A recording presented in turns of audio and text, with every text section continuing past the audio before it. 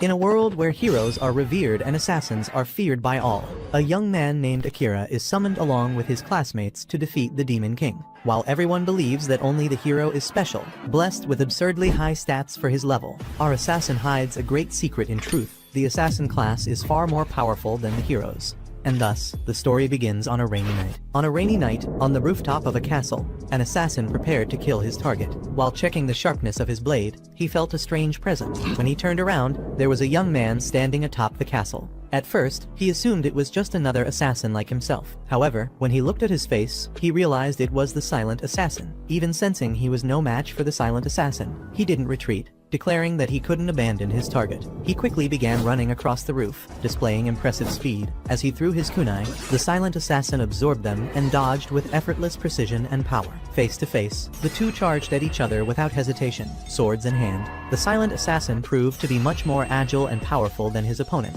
and with one precise strike, he sent the enemy's sword flying into the air. Disarmed, the assassin tried using his kunai again for a final strike. It failed. The silent assassin saw his opening and moved behind him. After several fierce blows, the man kept resisting as much as he could. But when he was finally struck down, his sword still falling from the sky landed right in his chest. After finishing his opponent, the silent assassin descended into the victim's room to kill them without mercy. At school, students chatted about sword training until one of them noticed Akira, who was reading something on his phone. He was interrupted by a classmate who asked if he also liked isekai stories. Akira replied that he liked anything he could read for free. He seemed like an introverted student who didn't enjoy attention. The others even admitted they barely remembered he was in their class. Hearing the students talk, Akira admitted he was surprised that someone had actually spoken to him at school, since no one usually noticed him. Suddenly, a dark blur appeared on the classroom ceiling. From it, several lines spread across the floor where the students stood. The lights turned purple, and Akira quickly realized it was some kind of portal. Later, he would learn it was a magic circle that teleported them to a palace in another world. When they arrived, the students were confused about what was happening. An old man with a white beard and a monocle opened the royal gates, saying that His Majesty wanted to speak with them. A girl wondered if it was all some kind of fantasy, but she was quickly silenced by the old man's stern voice. The king appeared and told the students they were now in a world called Morrigan, and that the human kingdom they were in was named Redis, the greatest nation on the human continent. The students questioned the king about the term human kingdom. He explained that their world was under attack by demons and revealed that only a hero from another world had the power to defeat the demon lord, the strongest among them. Akira immediately noticed how similar it all was to an isekai story, which secretly made him excited. The old man then said they would now identify who among them was the hero, surprising everyone. All they had to do was place their hand on a crystal orb located at the center of the palace. One student rushed to be the first. The old man gave instructions, telling him to say status mentally to reveal his class. To his surprise, a magic screen appeared, showing that he wasn't the hero. Still, the old man assured him that even without being the hero, he had good stats enough to become a legend one day. As the students went one by one, the old man explained that even without touching the orb, they could see their stats by saying status in their minds. Akira's classmate claimed to be a wind mage and asked Akira what his class was. Akira replied that he was an assassin, to which his friend said the class suited him perfectly. Akira checked his own stats privately by thinking status, and realized his abilities were far superior to those of his classmates. Finally, the hero was revealed. His name was Satu. The old man explained that most people had around 500 power, but the hero had twice that amount. Even so, Akira was amazed by his own strength. His stats were unusually high for an assassin. When it was his turn to reveal his stats publicly, he hesitated, afraid of showing how abnormal they were. Using his presence concealment ability, he turned invisible. His classmates standing next to him couldn't see him at all, allowing Akira to slip away unnoticed. The royal attendants dismissed the students, telling them to rest in their chambers. As Akira walked down the corridor, he looked up and noticed cameras watching the students as they moved, which made him suspect the royal family was hiding something. Little did Akira know, he was already being watched by one of the royal guards. Akira is in his room and soon notices that it isn't clean, which actually makes him feel more comfortable. It means no one will enter to tidy it up. He receives some clothes typical of an assassin, and says he needs to gather more information. When he steps outside, he realizes that his movements have become sharper, and his physical abilities have noticeably improved. He hears a strange noise coming from inside the palace and activates his presence concealment mode. There, he overhears the king talking to the princess about the student. The king says it's extremely important that the students don't gain access to the castle's records. They must not learn too much. Akira watches them closely, but they don't notice him because he's invisible. However, the king senses a strange presence, though he dismisses it after seeing no one. The next day, during lunch, Akira eats while remaining hidden. He reflects on whether or not he should tell his classmates what he discovered. Suddenly, Satu stands up and addresses the students, saying that now that they have enhanced abilities, they should help the people of this world. He declares that they must fight against the demon lord to save the people from this threat. The students quickly agree, cheering and getting excited, but Akira knows the royal family can't be trusted. Saren Mithray, the Knight Commander of Redis, is in charge of the students' training. He announces that he will test their combat ability and courage. Akira overhears this from afar and wonders what he should do. He decides to gather more information. As the training begins, Saren leaves the command to his companion, Jills, who is caught off guard. Before leaving, Saren hints that he has something more important to take care of. As Akira walks through the halls in search of something, he is suddenly stopped by Saren. Even though his presence concealment ability is active, Saren still detects him and asks, "Something bothering you, Akira?" Startled, Akira wonders if he accidentally deactivated his stealth mode, but Saren smirks and tells him the ability is still active, sarcastically adding that his mystical eyes can perceive temperature differences. Akira prepares for battle, but hesitates when Saren assures him he won't report him to the king or the princess. He asks Akira if he's on their side. Saren admits that things are complicated even for the knights, but warns Akira not to tell the king anything. The two sit down to talk. Saren asks if Akira would like to see the king's secret records. Akira says yes, since he still doesn't understand anything about this world. Saren then asks how high Akira's presence concealment skill level is. Akira replies that it's at the maximum level, which astonishes Saren, though the rest of his abilities are still at level 1. Saren offers to help Akira train and increase his power levels, adding that there's nothing too special in the records anyway. Akira shows excitement about being in a world he used to see only in fiction, but he reminds himself not to lose focus. His goal is to return home to his family. He asks Saren if he knows how to return to his world. Saren admits he doesn't, but tells him that in any case, he must get stronger if he wants to make that happen. To go back home, Akira must stay alive. Saren offers him the chance to help him become an exceptional assassin. Akira, suspicious of free offers, asks for the condition. Saren replies that in exchange, Akira must tell him about his own world. Saren says he's hungry for new knowledge, and so the two form a partnership. Saren teaches Akira about their current world, explaining that besides humans and demons, there are also elves and beastmen, each living on separate continents. The two begin a skill training session. Saren explains that to raise one's class level, one must kill monsters. After Akira tells him a bit about his world, Saren says he finds it fascinating flying metal vehicles in the sky and panels that broadcast information across the entire globe. Things that are ordinary for Akira, but that he's already starting to miss. Later, Jills and Saren talk in a room. Jills says the student's progress is good, but his workload has increased since Saren has been focusing solely on Akira. Saren replies that Akira's stories from his world are entertaining, and that, beyond that, Akira's presence concealment ability is at its maximum level. Jills is amazed, saying that only the first hero ever achieved that. Akira appears in the middle of their conversation. Holding a book, he explains that he has been sneaking into the archives at night to read, and he found one particular book that frightens him. Saren tells him that the book contains information about a coup d'etat, which makes it somewhat frightening. He admits that he wrote it himself and disguised it as a cookbook to hide it, and that he already expected Akira would find it. Saren says that the king has lost his sanity and is willing to pay a terrible price to change the rules of this world, and they cannot allow that. However, the knights still owe a great debt to the royal family. Akira says that, after reading the book, he realized Saren seeks a peaceful end to the reign. He adds that it would have been easier if Akira had simply killed the king when he had the chance, since he has no real ties to this world. Saren says Akira made the right choice by not killing him. The burden of taking a life is heavy. And even though Akira's class is assassin, that doesn't mean he is obliged to kill. He also tells him that if Akira truly wishes to return to his world, he shouldn't shed blood. Akira agrees, saying his family would be disappointed if he became a killer. Saren makes it clear that he deeply admires Akira and his decisions. He proved to be a man who isn't swayed by others, and only a strong man possesses that quality. Saren wishes for Akira's help to complete his coup before returning to his world. Akira says he will think about it. After a month of training, the students are sent to a great labyrinth called Cantinen. They are celebrated by the citizens as heroes. From afar, Akira spots a girl in the crowd staring at him. He quickly teleports behind her and asks why she's looking at him like that. The girl says they are treated as heroes, but they don't know what was sacrificed to bring them to this world. Akira, unaware of any sacrifice, questions her about it, but she turns her back, saying she has the feeling this won't be the last time they meet. Upon arriving at the labyrinth, they find it filled with traps and monsters to fight. Surrounded, Akira tells Saren it's time to retreat. Saren agrees, drawing his sword and unleashing destructive power, killing the monsters in their path. As they climb the stairs, they come across another group of monsters. Satu, remembering a grenade that repels monsters, tries to use it against them, but it has no effect, and a minotaur charges at them. Seeing this, Akira tries to leap onto the minotaur and stab it in the head, but his sword breaks. Akira retreats. The group looks desperate. Satu wonders who will save them since he's already injured. Akira replies that they don't need heroes, they can save themselves.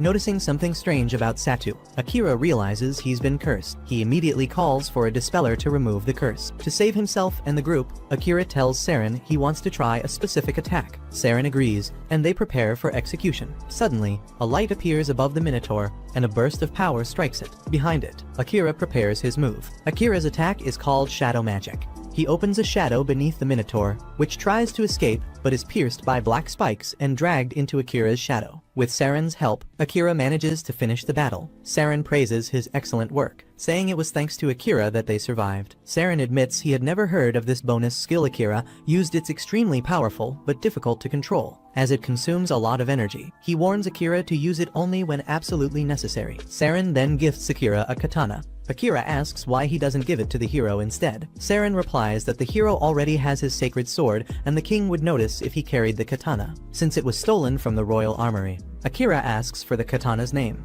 It's engraved near the hilt in an unreadable language. On the blade, it says that it once belonged to the god of the night blade, and an inscription reads, "May this reach you, my successor, and guide you in your hour of need." The message sparks curiosity in both Akira and Saren. Saren says he has an idea who cursed Satu the princess. Akira goes after her and finds her casting another curse inside her chamber. He enters through the window and slices the cursed crystal in half. The princess demands to know who he is and how he dares enter her quarters without permission. He tells her she's nothing more than a witch who uses curses to control others. He asks her why she does it. She replies that everything she does is for his majesty. Akira questions why she follows his orders so blindly, but she insists she does everything for the majesty. Then he leaves. Akira later tells Saren that he was right, it was the princess behind the curses. Saren asks if Akira let her see his face. He says yes and explains he wanted to know what she was doing but couldn't get a proper conversation out of her. Saren reiterates that, at this point, she's nothing more than the king's puppet, and advises Akira to rest for the day but not in the castle, because the princess will likely start cursing everyone except the hero. However, since Akira possesses an unknown status, she wouldn't be able to control him. The only way to resolve it would be through his death. Akira asks Saren if he plans to punish him for showing his face, but Saren lets it go, saying that everyone has impulses when they're young. Akira admires his maturity, saying there should be more adults like him in his own world. Saren jokes that Akira should take him along when he leaves, as he would love to see his world. At dawn, while Akira is sleeping in the forest, he hears noises coming from the palace. He heads toward the students' area, and Satu calls out to him, asking where he's been. Akira asks what's happening, and Satu replies that the commotion is about the commander. In disbelief, Akira rushes to Saren's body. A dagger is lodged in his chest, the very same dagger Akira had broken against the Minotaur's head. Everyone accuses Akira of killing the commander because of his disappearance the previous night. Akira suspects that the princess's curse has affected them all. Satu defends him, saying it's reckless to make such accusations. The king declares that, for supposedly killing Saren, Akira will face justice and punishment. Cornered by the guards, Akira uses his presence concealment ability and vanishes. Invisible, he goes to Jill's for information. Jill's tells him that the commander was actually killed by the king's personal assassins, the Night Crows, and that they are also hunting Akira. Saren had anticipated that something like this might happen and had set aside what Akira would need to escape. At the palace, the princess and the king talk. The king expresses disappointment that Saren fell so easily. The princess says she has finished casting curses on everyone except the hero, and now they only need an excuse to declare war on the east. The king orders the Night Crows to kill Akira. While fleeing to the labyrinth they had explored before, Akira recalls the conversations he had with Saren before his death. Saren had given him advice in case he ever needed to run, telling him to head for the dungeon, as there's no better place to hide. He also warned that water access there is limited, so careful planning is required. The dungeon is the best place to raise one's class level, since the deeper you go, the stronger the enemies become. Upon hearing that, Akira asks Saren why people in this world don't go to the dungeon to level up. Saren explained that the dungeon is too dangerous, and even Akira's presence concealment wouldn't work against creatures with sharp hearing and smell. However, if Akira managed to further develop his assassin abilities, he could mask his scent, his footsteps, and even his body heat, even though it's a difficult mission. Saren said it's all worth it once you reach class level 100. You unlock a special ability that guarantees your survival in this world. Before going to the dungeon, Saren told Akira to return once more to the Cantinan Labyrinth, where they had trained before, and to defeat the bosses he would find every 10 floors. Upon entering a boss chamber, Akira knows there's no way out until one of them is dead. Once he completes these challenges, his abilities will grow significantly. Following Saren's advice, Akira fights the boss in the labyrinth, but takes a heavy hit to the back. Even wounded, he's determined to return home and avenge Commander Saren. Despite the pain, he pushes forward, using his shadow magic ability again, the same one he used during training, and manages to defeat the boss. Exhausted and injured, he collapses after using the skill. Then, a light shines over him, and a voice speaks, saying he is now in recovery mode, and that the healing will require emergency mana reserves. At the palace, the students discuss defeating the Demon Lord. Satu seems eager to fight him as soon as possible, but the others are still in shock over Saren's death, convinced that Akira killed him. Satu notices his companions acting strangely and realizes it's because of the curse the princess cast, the same one Jill's mentioned. Since his companions refuse to go with him, Satu decides to go alone. But as he says this, he's surprised to hear some classmates volunteering to join him. Together, they leave the palace in search of the Lord.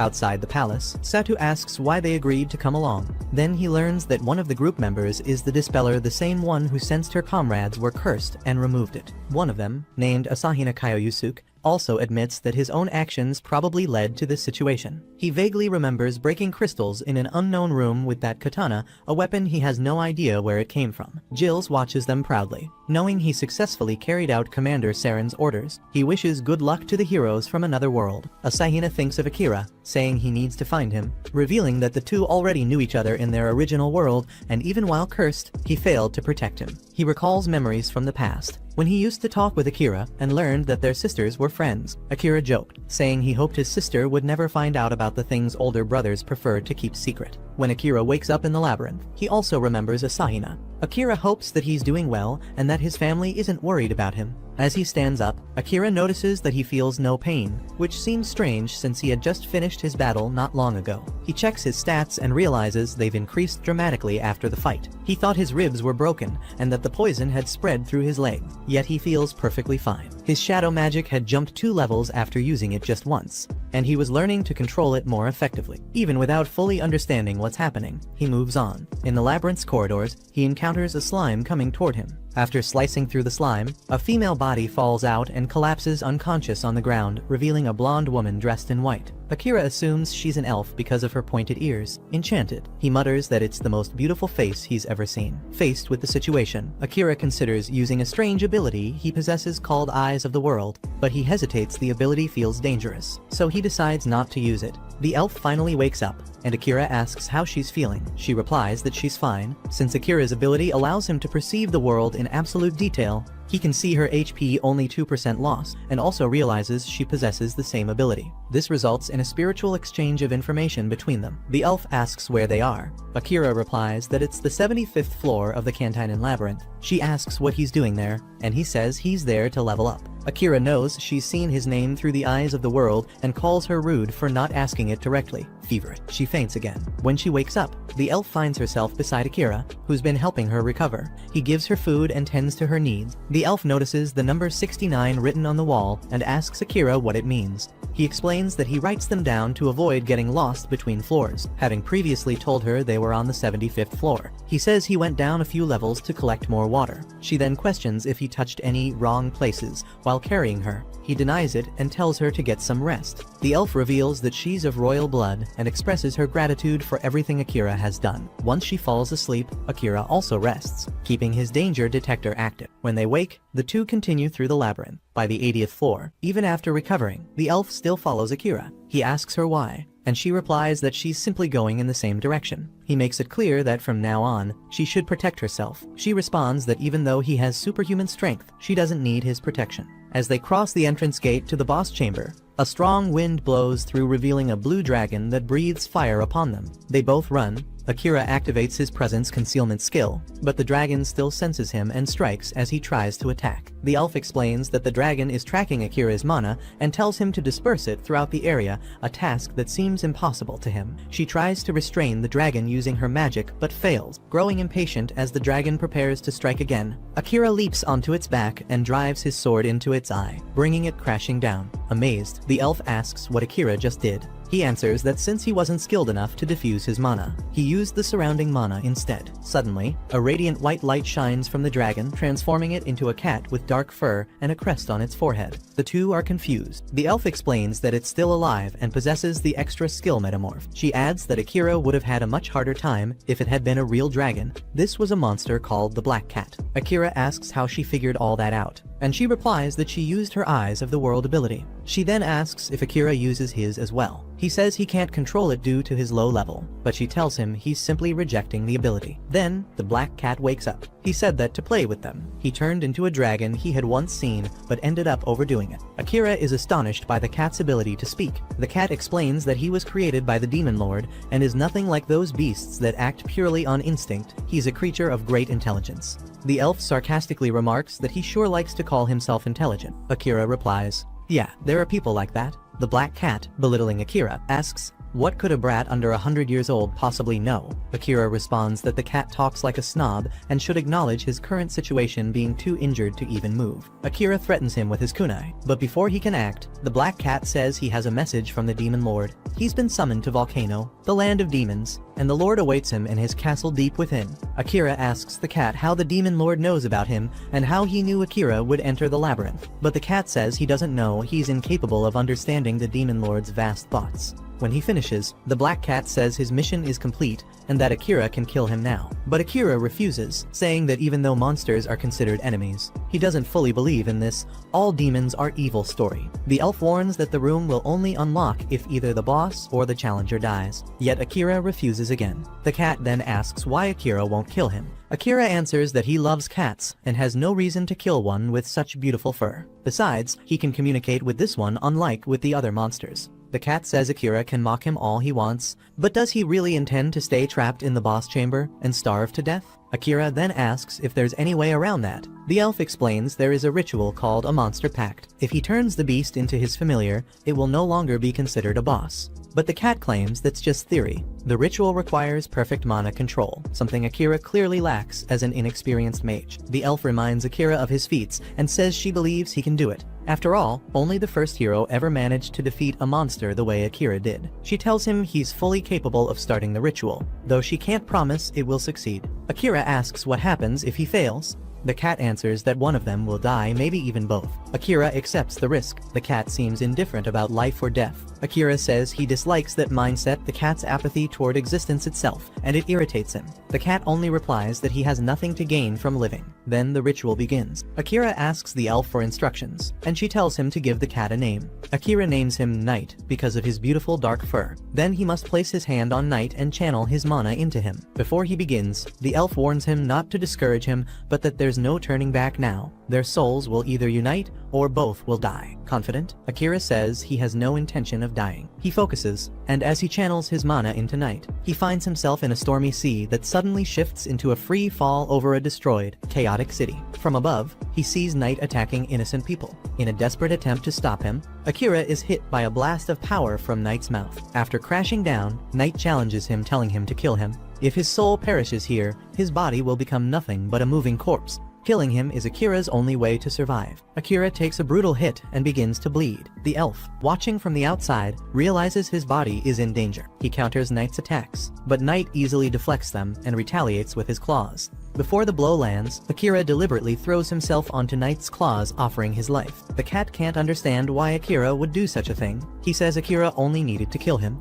Now, with a claw pierced through his chest, Akira still says he won't kill him because he knows Night never truly wanted to kill him either. Knight insists he's a monster, but Akira challenges him, asking if there's any rule saying monsters must kill other races. Knight replies it's not a rule, it's instinct. Intelligence doesn't erase that, but Akira knows Knight is tired of living that way, and tells him it's alright, he'll take care of him. Around them, the hellish city transforms into a breathtaking landscape, under a shining sun symbolizing the merging of their spirits and the ritual's success, achieved through Akira's selfless act. Now, Knight possesses the ability to change his size, becoming either a small domestic cat or a large, imposing beast. Akira wakes up and goes to check if Knight is alright, placing his hand over the unconscious cat. The crest on Knight's forehead begins to glow under Akira's hand, confirming that the ritual worked. The crest, once red, turns yellow. When the cat wakes, he says he's curious to see where Akira's life will lead him. Akira is now officially Knight's master, and the cat swears loyalty to him, promising to stay by his side. The elf finally reveals her name Amelia and introduces herself to Knight. He tells her that, as his master's friend, she has his respect. A magic circle appears beneath them, it's the exit. The labyrinth acknowledges that Knight is no longer the boss of that floor. Still, they decide to rest a bit longer, since Knight is too weak to move and needs time to recover before continuing on. Meanwhile, Satu and his group are in a land called Yamato, part of the continent, founded by a hero several generations ago.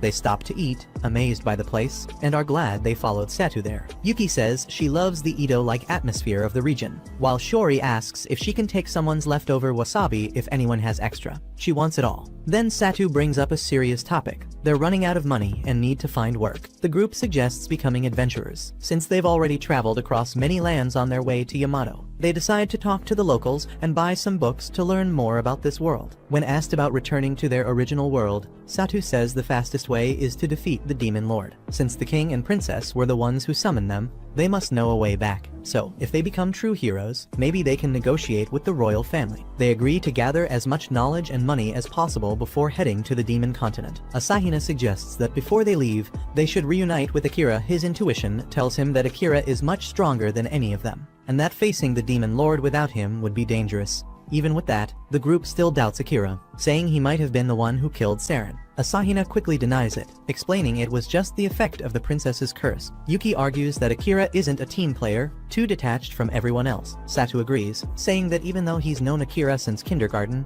the guy doesn't even greet him. Asahina can't really disagree, he knows Akira never cared for teamwork. They also make it clear that only the holy sword of the hero can kill the demon lord, which means cooperation is essential. But Akira wouldn't care about that anyway, his power far surpasses that of his peers. Satu concludes that they should only consider teaming up with Akira once they're as strong as he is. Everyone agrees to stay in the city, at least while the monsters nearby match their current level. In the middle of the forest, Amelia is seen running, fleeing from a group that's hunting her. An arrow strikes her leg, making it harder to escape. Still, she refuses to give up and keeps running. Cornered at a cliff's edge, she asks her pursuers why they're after her. The elf leading the hunt only asks why Amelia is still alive. Just before being struck by a rain of arrows, Amelia uses her gravity powers to throw herself off the cliff, escaping death. She wakes up on a beach, gets to her feet, and continues her journey. But when she encounters a dark slime, it swallows her whole. That's how she ended up meeting Akira in the labyrinth. She tells all of this to Akira and Knight as they rest. Knight is amazed slimes don't usually swallow people,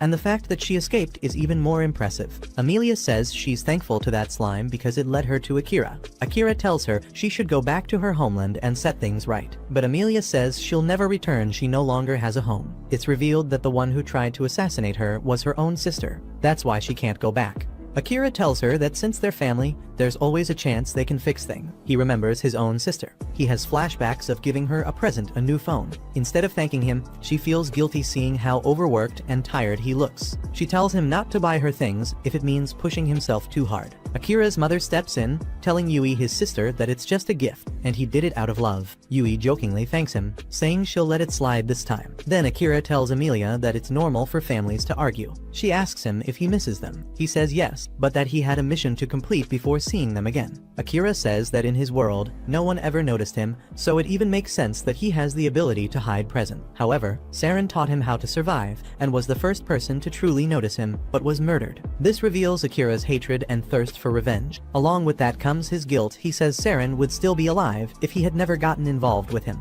As he speaks those words, his powers begin to spiral out of control. His bloodlust becomes obvious. He declares that he will only leave that world after avenging Saren. After losing control, he apologizes to Amelia and Knight, who say they knew Saren. He was quite famous among the knights. Realizing he made things tense, Akira tries to lighten the mood by picking up his glove and waving it near the ground. Knight instinctively tries to grab it with his paw and asks what Akira is doing. Akira says he used to play like that with the cats in his neighborhood. Amelia, excited, says she wants to play too.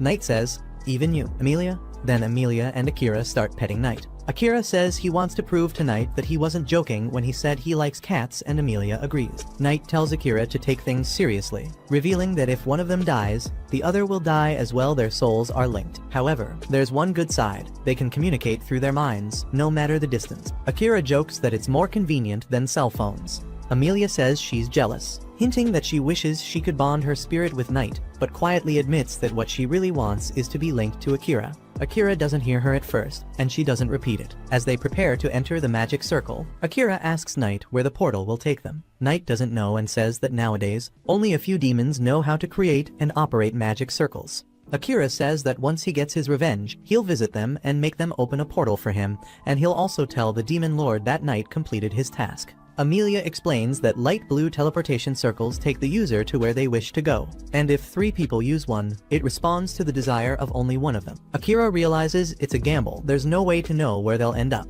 Amelia says it doesn't matter where they go, as long as she's with him. They stare at each other for a moment, but Akira jokes that she only needs him to get food. Then they step into the magic circle. As they enter, Akira wonders if his wish to return home could come true through it, but he quickly dismisses the thought, deciding he can't fulfill that wish just yet. Once teleported, they find themselves before a massive tree, which Knight calls the sacred tree. They realize they've arrived where Amelia wished to go in the forest continent, land of the elves. Even though they ended up far away, Akira says it's not a bad place. Amelia, however, is desperate. She didn't want to return there yet. At that moment, an elf aims an arrow at Amelia and fires. Akira saves her at the last second. He charges at the elf, and before the elf can react, he's already restrained, holding a kunai to the elf's neck. Akira tells him not to move, or he'll lose his head. They climb down from the tree, and Amelia recognizes the elf as Liam Gladiolus, who came to investigate the strange light caused by the magic circle. Referring to Amelia, Liam says he's found a criminal one who abandoned her homeland and declares that she's no longer a princess there. Before he can finish speaking, Akira strikes him and knocks him out, saying he hates guys who talk when no one asks them to.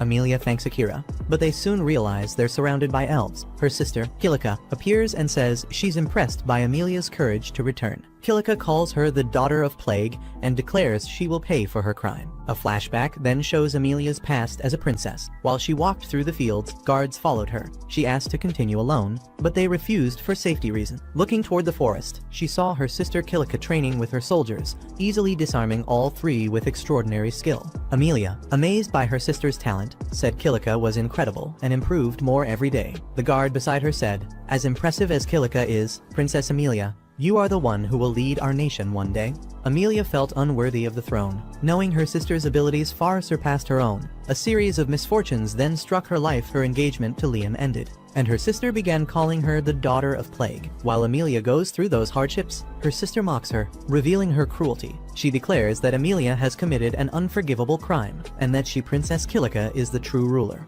Everyone turns against Amelia because of her sister's words. Back in the present, Amelia pleads with Kilika to let her go, but Kilika refuses, insulting her. Akira steps in to defend her, warning Kilika to be careful with her words. Kilika asks who Akira is and why he's defending a criminal. He replies that he's just a passing assassin who met her recently. Kilika says that by hurting Liam, Amelia has only added to her list of crime. Confused, Akira asks what crimes Amelia supposedly committed. Kilika answers that her sister gave her poison disguised as a healing potion, and that no one, not even royalty, escapes punishment for harming a member of the royal family. Amelia denies it, saying it truly was a healing potion. Kilika is offended by the accusation that she made it all up. She walks toward Akira, thanking him for bringing back a runaway criminal. As she gets close, she looks into his eyes and uses her ability to hypnotize him. Amelia becomes furious, shouting that Akira has the right to decide how to act and feel. She demands that Kilika undo the hypnosis. Kilika refuses, saying that nothing Amelia says can erase what she's done.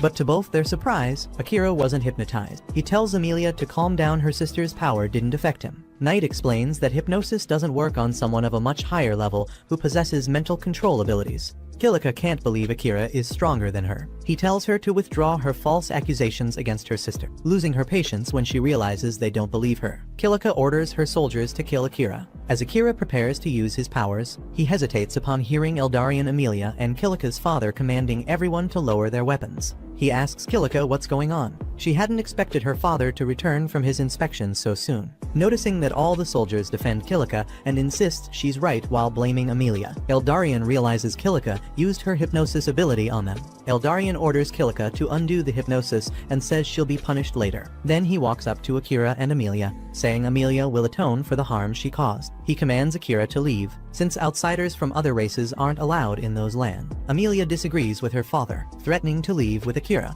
Enraged, he yells that she's forbidden from doing that she will inherit and rule the kingdom when her time comes. Akira cuts him off, saying that Amelia has the right to do whatever she wants. Eldarian tells him to stay out of family matters, calling him a foreigner. Akira replies that, precisely because he's a foreigner, he doesn't have to obey Eldarian, and that he can defend Amelia by force if necessary, gripping his sword. Liam wakes up after being knocked out and apologizes for the disgraceful situation. Eldarian asks if it was Akira who knocked him out. When Liam confirms, Eldarian realizes Akira isn't bluffing when he threatens to use force. In that case, Eldarian proposes a duel. The winner will have the final say. Kilika will fight as his representative. According to Elven tradition, the duel will take place at the sacred tree. As they walk toward the duel, Amelia apologizes to Akira for dragging him into this. He tells her not to worry, he's responsible for his own action. He takes the chance to ask what the insult "Daughter of Plague" means, since her sister keeps calling her that. Amelia explains that Elven legend says if, among twins, one doesn't resemble the parents, that child is the daughter of plague destined to bring calamity to their land. Akira asks if Amelia is Kilika's twin, but before she can answer, Knight interrupts, asking if that old legend about killing the daughter of plague hadn't already been forgotten. Amelia says yes, but because her hair and eyes don't match her parents, they still call her that. Clearly, Kilika only uses the name to hurt her. Akira then says he actually finds Amelia's hair and eyes very beautiful. Kilika and Akira stand face to face, ready to begin the duel. Knight asks his master if he won't use his hide presence ability. Akira says no, the battle wouldn't mean anything unless he wins in a clear and decisive way. Amelia whispers that Kilika is the best swordswoman among the elves, but Akira doesn't seem too worried. On the other side, Eldarian tells Kilika not to disappoint him and to fulfill her duty as royalty. Just before it starts, Kilika asks Akira if he really believes he can defeat her without even drawing his sword. He then says it would be too dangerous, he might end up killing her. Akira thanks Amelia for showing genuine anger and standing up for him, and makes it clear that once he defeats Kilika, Amelia will be free to do whatever she wants. The battle begins. Even though Kilika is extremely skilled,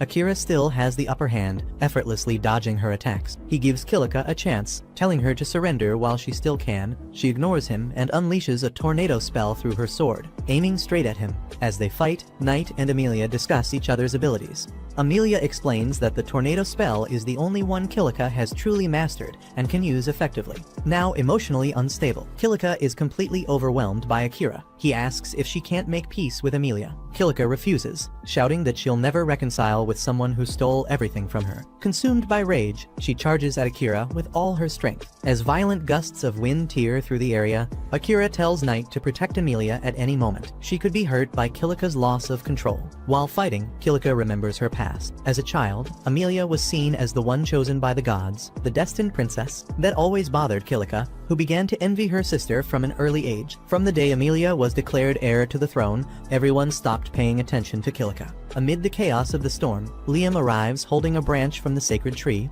which possesses purifying powers, and hands it to Amelia. He begs her to use the sacred branch to save her sister, Kilika. Amelia raises the branch high, releasing a burst of light that frees all the soldiers from hypnosis. Once they regain consciousness, they all recognize Amelia as their true princess, fueling Kilika's hatred even more. Seeing Kilika lose control, Akira realizes he'll have to use his shadow magic to protect everyone. He casts it toward Kilika, who tries to counter it with her wind magic, but fails. The dark energy begins to consume her, and at the last moment, Akira intervenes instead of letting the shadows devour her. He recalls the magic back into himself. Kilika notices that Akira hesitated to kill her and lunges at him, thinking she has a chance, but Akira swiftly throws her back with a single strike. He understands Kilika's pain and tries to comfort her, saying that what she believes isn't true. People do notice her and admire her, but she refuses to believe either him or Amelia and demands that her punishment be carried out immediately. At that moment, her father responds that he's the one who should be punished. Amelia never took anything from her, and all of this is his fault. Confused, Kilika tells her father to stop talking nonsense. But Eldarian reveals that Kilika had been under the influence of his forgetfulness spell. When he lifts the spell, she remembers her past, how she once trained with determination to grow stronger. She had gone to the entrance of the labyrinth, planning to hone her skills up to the 3rd floor. There, a mysterious figure handed her a strange orb, promising it would summon perfect monsters that would help her level up faster. Once inside the labyrinth, she threw the orb on the ground, and it spawned countless monsters far stronger than her. Terrified, she tried to flee, but the monsters chased her outside the labyrinth. Determined to protect her people, she stood her ground, distracted when she heard Liam shouting for her to take cover. As Liam reached her, a monster impaled him through the stomach. He died right there. Her father explains that, to save Kilika from the trauma, he erased her memory of that day, because guilt had completely consumed her. Fortunately, Amelia had learned 2 advanced magic abilities, gravity and resurrection, and was able to bring Liam back to life. The rejection Kilika felt came from everyone's fear that she might one day remember the truth. The atmosphere in the kingdom became tense, and even her father had to hide everything from her. Eldarion says that if she had proven herself worthy of royalty in this duel, she could have held her head high without relying on hypnosis. With that confidence, he could have revealed the truth to her properly,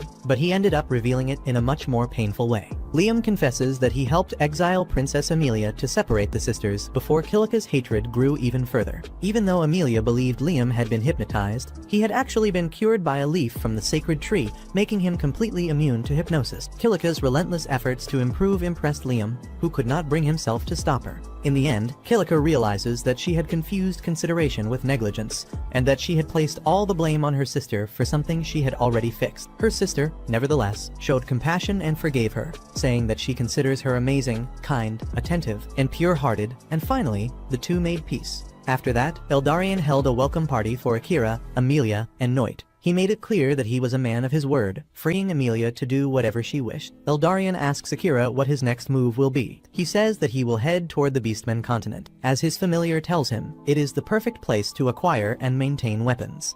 After the party, Akira and Amelia find themselves alone. She tells him that she will go wherever he goes and that they will be together forever. He agrees without a second thought. Meanwhile, Noit watches them from afar and says they are like children. Meanwhile, Satu and his group sail the open sea. They left Yamato because the monsters were already below their level. They also share the same goal as Akira, to go to the Beastmen continent to obtain weapon upgrades. This suggests that they will meet soon. The next day, in the land of the elves, Akira, Amelia, and Knight say their goodbyes to the royal family. Before they depart, Eldarion explains that there has been a wave of kidnappings, and he has just returned from an inspection on the matter. He fears that something might happen to his daughter, so he orders his soldiers to escort them to the border. Akira notices that Knight has been unusually quiet in the presence of the elves. He reveals that few people accept demons or monsters, so he pretended to be a domestic cat. Knight says his eyes and ears are still linked to the demon lord, which is why he must maintain his composure. However, he clarifies that there is no interference in his actions. He makes it clear that he has no intention of betraying the demon lord.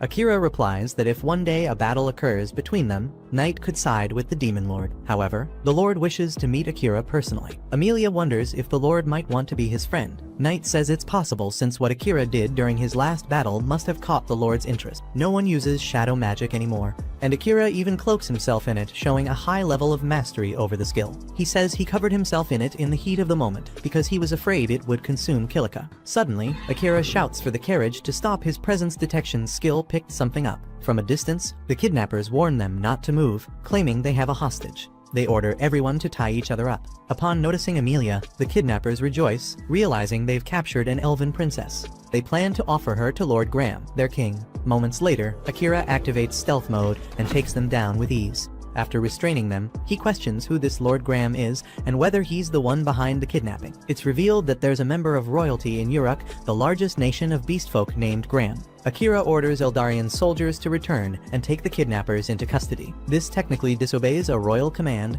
but they're already close to the harbor. Upon reaching the ship, Akira says that once they arrive at their destination, their first task is to organize their weapons and, if possible, level up. Amelia asks if he wants to get even stronger. He answers that nothing is too much when it comes to ensuring he can avenge Commander Saren. Knight mentions that the port city has a labyrinth, where Akira can level up. Since it will take them a few days to get there, all they can do is relax and enjoy the journey. Amelia is excited about the trip. imagining watching the sunset with Akira, the starry sky, and other romantic moments while he, on the other hand, is reading. She asks if he's really going to keep doing that even while they're traveling. He says her father gave him some books before they left, and he's eager to read them. Amelia calls her father an idiot. When they arrive at their destination, she's disappointed with the trip Akira spent the entire time reading. When he wasn't reading, he was asleep. They arrive in the port city of Ver, where only humans do the heavy labor. They are soon approached by 3 thugs demanding that Akira hand Amelia over.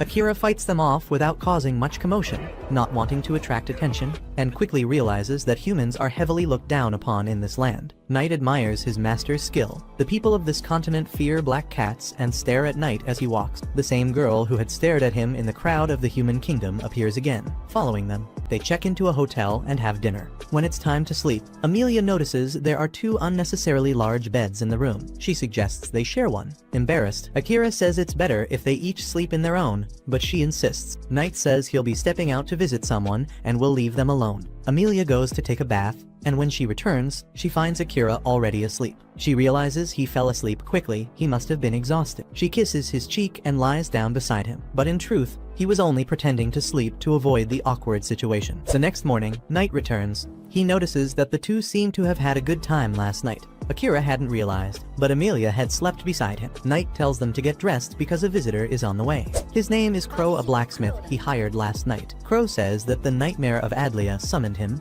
so he had no choice but to come. Amelia is startled by Knight's nickname. He explains that Crow is the best blacksmith in the world, which is why they came to this continent. Amelia and Akira introduce themselves. Crow asks to see Akira's weapon. Upon examining it, he notices several intricate details and even recognizes that it was once used in the Great Labyrinth of Kantanen. When Akira asks if he can repair it, Crow says that with the right budget and materials, yes. In addition, Akira also requests 20 throwing type assassin tools. Noticing that Akira is an assassin, Crow says that he seems too inexperienced and will end up ruining any weapon he forges, unable to make proper use of them. Amelia steps in to defend him, but Akira replies that Crow isn't exactly wrong. Noid explains that Crow may be a blacksmith now, but he was once a member of the last hero's party and knows plenty about combat. Crow hands over a list of materials needed to repair the sword and forge the tools, saying they should contact him once they have both the money and the supplies. He then takes Akira's sword with him. Even if he's rough around the edges, Noid says Crow is excellent, there's no better blacksmith to trust with their weapons.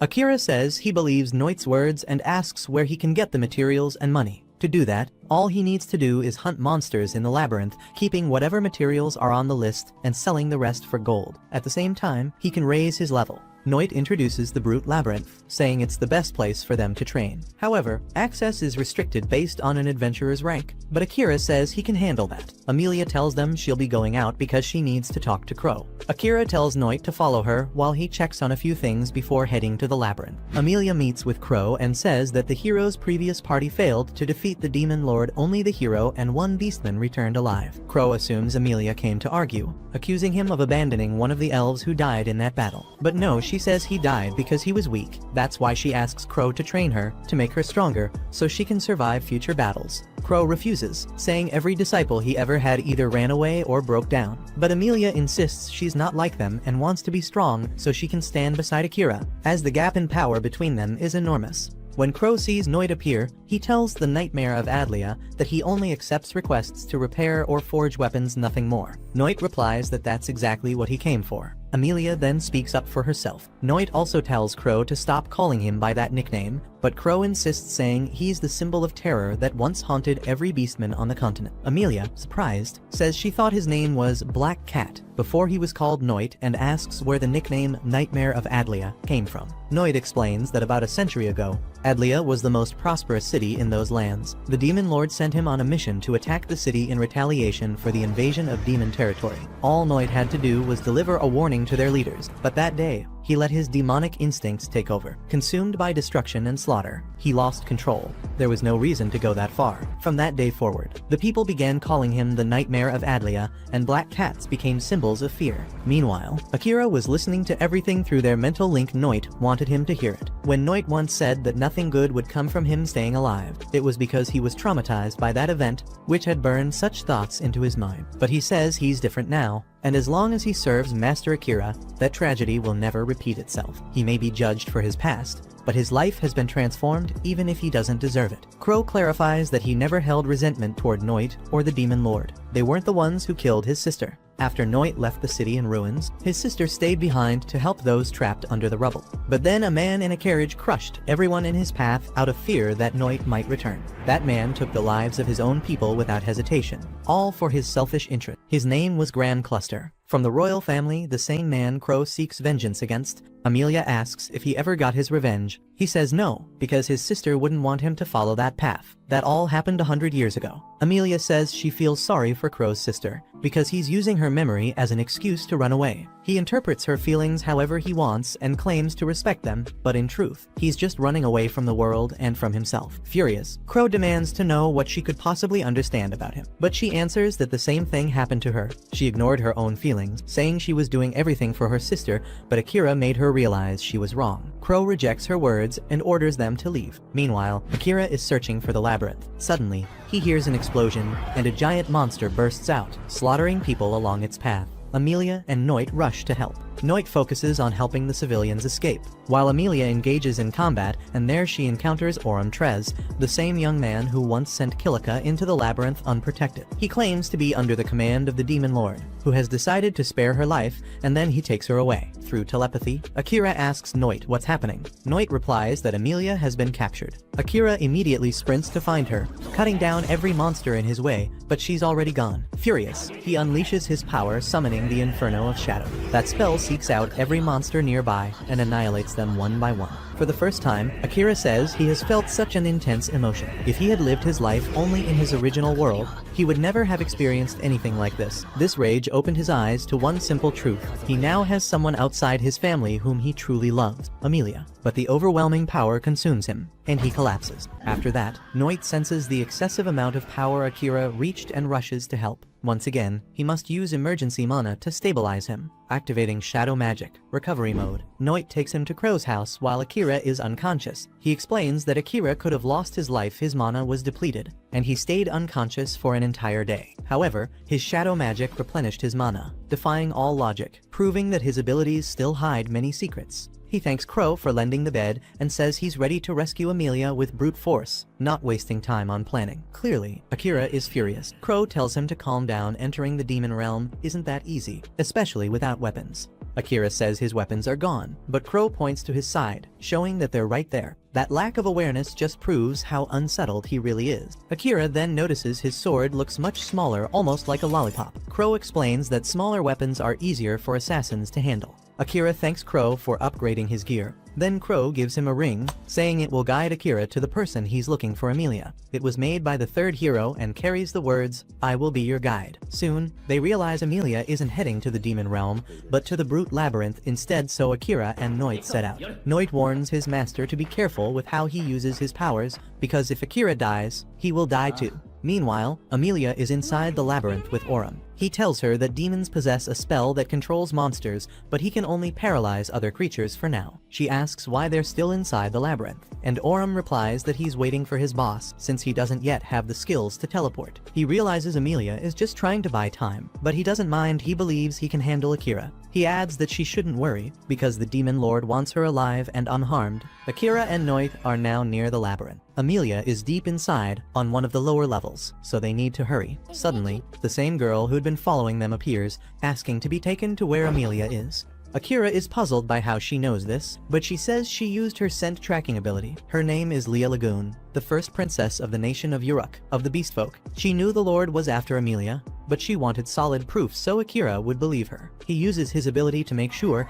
and discovers that she isn't lying. However, he runs into some spiritual barriers that prevent him from using his skills. She reveals that she can use those barriers on others as well, which could be useful to protect the group from magic. The Demon Lord wants Princess Amelia because of her resurrection magic, so the three of them set out together. Meanwhile, Amelia questions whether demons aren't already immortal. Aurum admits he doesn't understand the Lord's intentions either. Then, he makes it clear that Akira will die by his hands, and that she'll cry just like Kilika did when Liam died. Akira asks what Leah was doing in Redis on the day he met her. She says that a slime devoured her family and everyone in her village. Someone modified the slime and released it into the wild, so she's been searching for them ever since. The royal family adopted her for her protective abilities. Then she began investigating the slime deaths and discovered that many other villages had also been consumed. Those lives were used in the ritual to summon the hero. She says the blame doesn't fall on them, but on the king and princess. Akira replies that he doesn't trust the words of royalty and seeks revenge. Noit adds that the demons haven't sought war for over a century, yet everyone still treats them as vile creatures. Finally, they reach the labyrinth. They discuss the fastest way to get to Amelia's floor. Noit stops Akira from using his shadow magic so he doesn't wear himself out. He says he'll transform to speed up the process,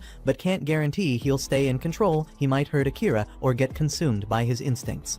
Akira tells him he'll take care of him. After Noit transforms, he charges forward, annihilating everything in his path. Akira calls his name, keeping him grounded in control. Mentally, they continue their earlier conversation. Noit explains that the first demon lord attacked other races as revenge for being exiled to the volcano continent. From that moment on, the demon lord was labeled the root of all evil, and anyone who defeated him would be hailed as a hero. The root of it all was the prejudice against the demon race. That same hatred led to the murder of the lord's wife. She was killed in her sleep. Not by a hero, but by some fool who wanted attention. Before that, he was kind, loved his family, and cared for his people. Akira thinks it's a tragic story, but even so, the Lord ordered Amelia's abduction, and he'll pay for it. However, Noit insists that not all demons are the same. Some only want peace. They finally find Amelia, and Leah casts her barrier to protect her. Having overused his powers, Noit says he won't be able to move for a while. Akira is determined to protect Amelia, and he makes that clear. Even though Noit tells Aurum that Akira must be taken alive to the demon lord,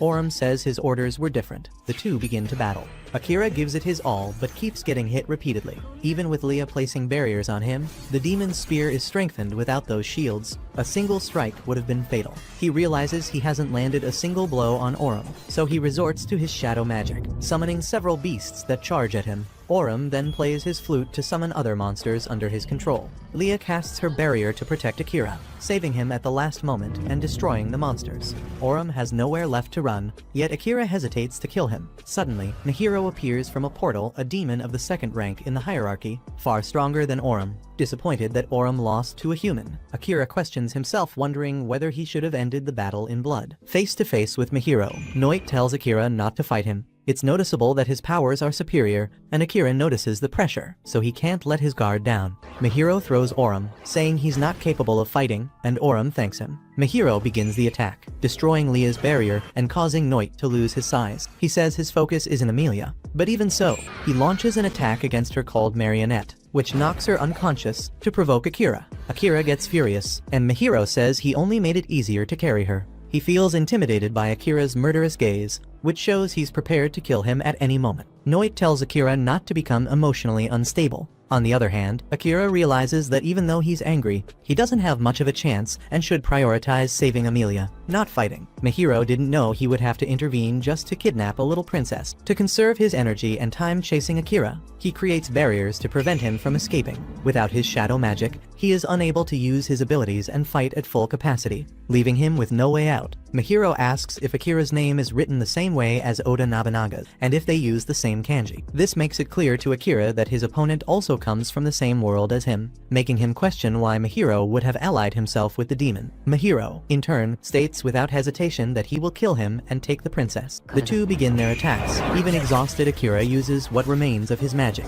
Nihiro finds his powers interesting, but notices that he is in economy mode because he is out of mana. Even wanting to see Akira at his maximum power, he cannot waste time, so he will end this quickly. Knight interrupts them, saying that he has recovered his mana. After Nihiro asks if Black Cat is fully on Akira's side, he replies that he is and doesn't intend to return to the Demon Lord's side. Mentally, he tells Akira that he wants to annul the pact. They can do it if they both want. The only way for them to get out alive is with Knight's sacrifice. Akira ends up refusing verbally. Nihiro notices they are speaking in secret and says it will be their last conversation, so he will wait for them to finish. The two continue arguing, and Akira says that if they work together, they have a chance to defeat him. They entrust their lives to each other. Even though Knight tells him not to do anything reckless, he persists. Suddenly, he uses his transformation to become the only person who can rival Nihiro, who is impressed to be face to face with the deceased sage, Saren Mithray. Knight says he can't hold this transformation for long, and they both have to be quick. He uses the Celestial Hammer ability, which will fall upon whoever wants to harm his master. Mahiro scoffs at the exaggeration, and the Hammer of Light is easily blocked when he uses his barriers. Akira swore that this ability would cause havoc. After that, he even throws a lightning storm at them. After donning his shadows, Akira goes for hand-to-hand combat. Even with Knight's help, Mahiro manages to hold them both at the same time. While they fight, Akira says that if Saren were still alive, they could fight together like this. This thought filled him with immense sadness and ended up hindering the battle. Knight says that his transformation is ending, but Akira replies that the fight will end now. When trying to use his barriers, Mahiro fails, and Akira mocks him. But that wasn't the ability he was using. He bewitches Emilia, making her pierce Akira's chest with her own hand. Desperate, she apologizes, and he says it wasn't her fault. Knight realizes it was the marionette spell, and Mahiro explains that this ability can extract 100% of the target's power, even making them stronger. Akira continues fighting against death, saying he can't die now. He won't let Mahiro take Emilia. He still has to avenge Commander Saren's death and return home. His body reacts, again using his shadow magic. Recovery mode.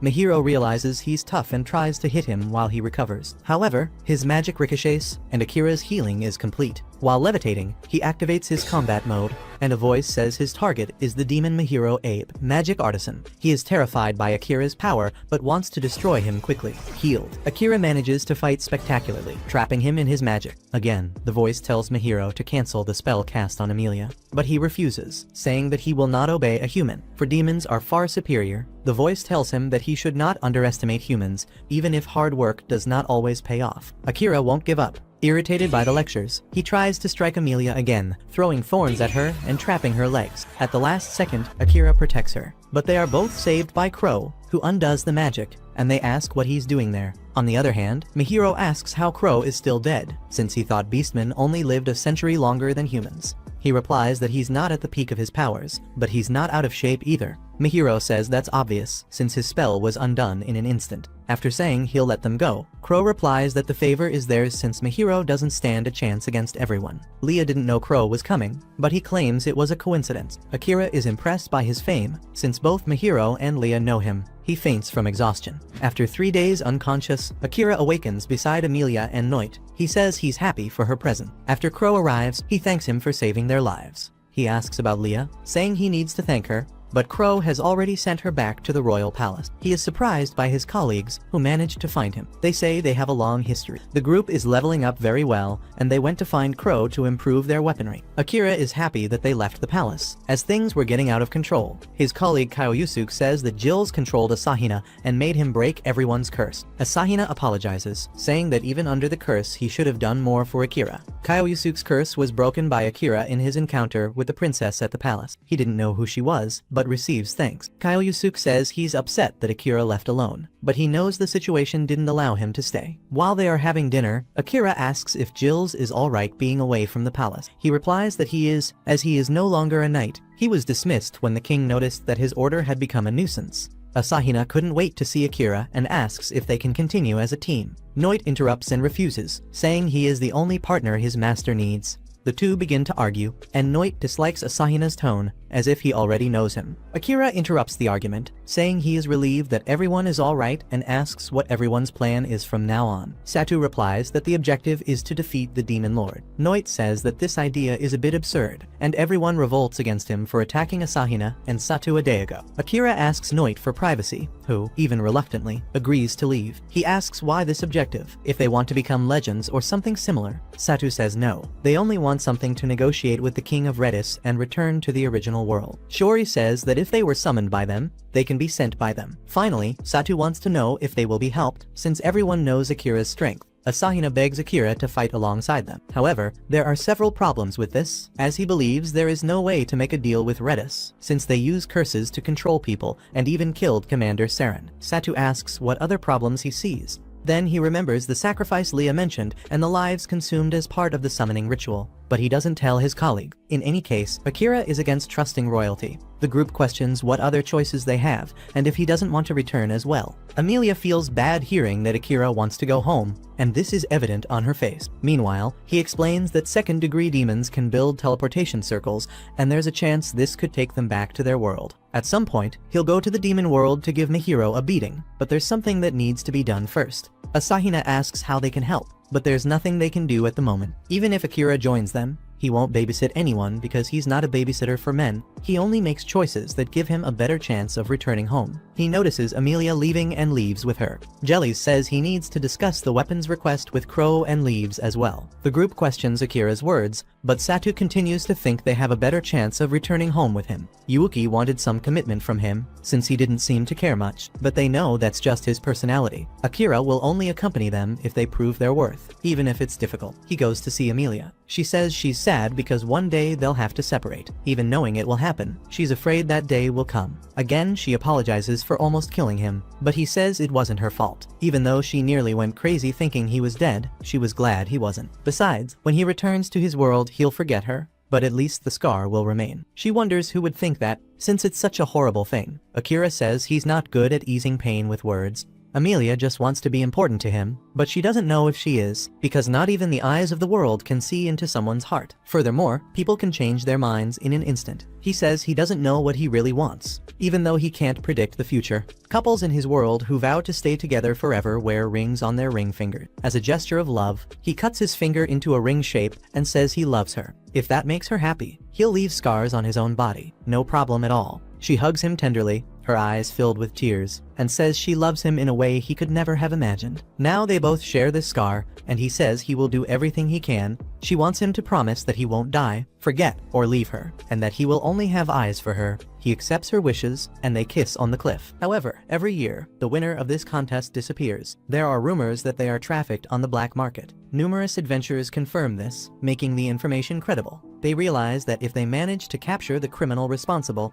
Oda Akira would finally notice that they are useful. Everyone agrees that it's a good idea and worth trying. They head to the city of Mali, which is responsible for the contest. The group mentions that the girls wanted to go, so they thought of inviting Princess Amelia, but she only agrees because there are food stalls. Additionally, they invite her to the beauty contest, saying that the prize is amazing. Upon arriving in the city, they notice a crowd. Amelia hopes that the contest prize is some kind of food. Noit comments that it's possible. Since the beast men love food, Akira notices that she is genuinely excited about the festival. From a distance, they see a young woman grumbling to an attendant, calling her prejudiced. Curious, Akira asks what is happening. She introduces herself as Lati and says it's unacceptable that demons are banned from the beauty contest. Noit recognizes her from somewhere. Meanwhile, Akira notices that she doesn't convey the power or aura of the previous demons. She asks him to talk to the organizers so she can participate. Jealous, Amelia intervenes between them. The attendant immediately notices that it's Princess Amelia of the Elves and readily accepts her.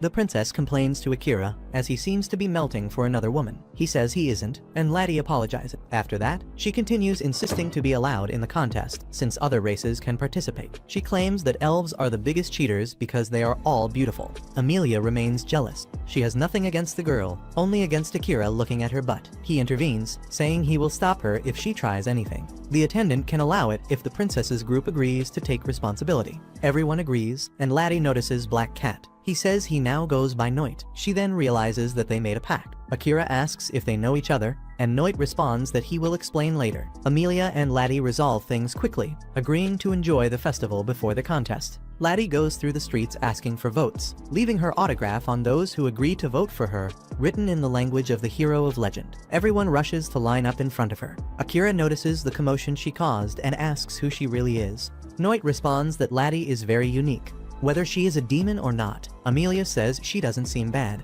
Akira notices that Amelia's opinion is also quite unique. From afar, some girls recognize the silent assassin. They run away in embarrassment when noticed. Crow says that Akira is famous in the region, when he defeated those monsters with dark magic and restored peace to a city plunged into chaos. Many eyes were on him. Akira admits that he was very conspicuous for an assassin, and everyone knows that's what makes him interesting. Everyone calls Akira the silent assassin, and the reputation is spreading. Crow delivers a special reward to Akira, since he was promoted to yellow rank by the Adventurers Guild. Amelia says it's always good to have that as identification. She is silver rank. She claims to have a rank higher than Akira's. Kilika has gold rank, which only 3 others in the world possess. Her colleagues are also yellow rank. Setu sarcastically says he can give tips to Akira if he wants. The girls in the group invite Amelia to try an unusual dish served at a stall. Asahina is called for a raffle, as she has intuition skills. Akira asks Noit to follow Amelia to protect her in case any pervert approaches. Everyone makes way for Black Cat to pass. Akira wonders how Amelia made friends so quickly with the girls. Crow replies that the journey was long, and she seems very sociable, unlike Akira. Crow doesn't seem like the type to care about festivals, so he is asked why he came. He reveals that his sister's wishes aren't the only reason he hasn't taken revenge. Even if he doesn't show it, he has aged a lot. Beast men age in a way that doesn't show outwardly. The man who killed his sister is protected 24 hours a day. Killing him isn't easy, because numerous mercenaries guard him. Upon mentioning the name Graham Cluster, Akira remembers the kidnappers who served that same king. The fact that Amelia was attacked as soon as she entered the country was because Graham sold information to the demons. This man can consult the list of everyone entering and leaving the continent. In other words, Graham Cluster caused problems not only for Crow, but for Akira as well. Additionally, Crow says he discovered that the group was in danger thanks to the magical crystal on Leah's staff, which alerted him. Even though Akira is grateful for being saved, he doesn't understand why Crow is bringing this up now. Crow replies that he saved them so they would owe him a favor. Then he requests a mysterious job from Akira. Leaving him stunned, Crow knows he won't get an immediate answer, so he waits. Soon, they are interrupted by Jills, who says they need to arrange accommodations as soon as possible. Crow then shows his influence in the region, saying that if they mention his name at the contest,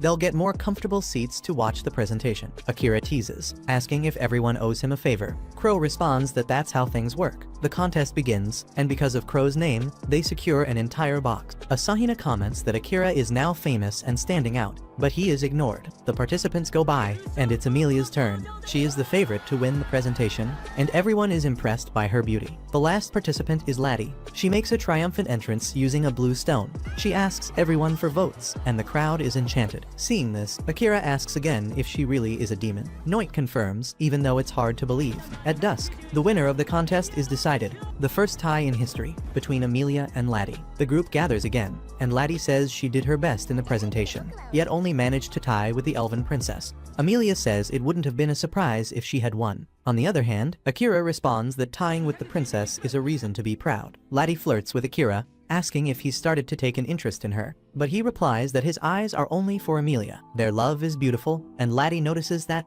Finally, she says she will win the contest next year and hopes to have Amelia as her opponent again. Noit says that if Laddie keeps attracting attention, her father might not like it, but she says she doesn't care, since they fought and she ran away from home. Noit says he had sensed this fight, revealing to Akira that Laddie is actually the daughter of the Demon King. Everyone is shocked by this. Meanwhile, cameras are monitoring them. They are controlled by King Graham, who says he can capture and offer to Amelia what the demons couldn't take. Akira notices that Laddie's stats are impressive. Amelia says that, demon or not, she has always been very strong. She warns Akira to use his World Eyes ability, as there are people who hide their true strength. For a brief moment, Akira has visions of his deceased colleague, but he prefers not to say anything about it. Crow and Jills arrive with the accommodations already arranged and ask if they will need to get another room. However, Laddie says she can camp without any problem. Again flirting with Akira, she says everyone will sleep far from her except him. They will meet only the next day to claim the contest prize. Before leaving, she asks Akira's name, saying she will dream about him.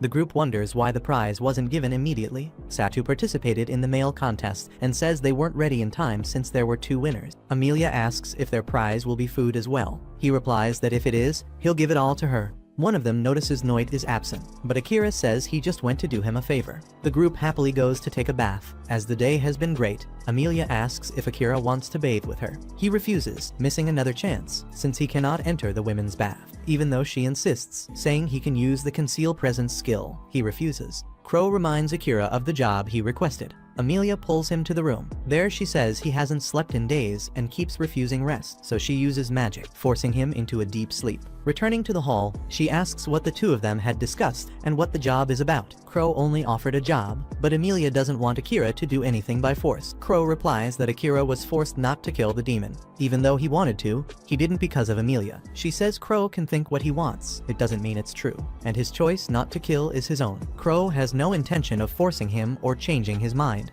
The decision is Akira's. Additionally, Crow says that one of the only reasons Akira almost killed was because of Amelia, which makes her reflect a lot. The next day, Akira is still asleep. Amelia and the group go to the city to claim their prizes. She talks with Laddie and says she didn't expect Akira to sleep so deeply. Satu stays alert, since the traffickers must be keeping an eye on the prize collection spot. Asahina is grateful that Akira didn't come, otherwise they would have missed the chance to show their potential. Shori warns the group about Laddie as well, since not much is known about her. Upon arriving at the location to collect the prize, they notice that it's a rather strange place. Suddenly, 3 armed men appear, threatening Princess Amelia. They state that she must accompany them because King Graham wants to see her. Amelia insults the king, calling him the leader of the kidnappers and a scoundrel who would kill his own siblings to save himself. There's no way she will go with them, so the ninjas are forced to take her by force. Using her gravity powers, she pins them to the ground. When questioning what Graham wants with her, the kidnappers remain silent. According to them, they were only given orders to take her. Noticing that she is being deceived, she increases the weight of her gravity. Having lived decades longer than them, she won't be fooled easily. One of them finally speaks, saying that most of the contest winners had their organs removed and sold after being kidnapped. Even though rumors spread, King Graham always suppresses the case using money.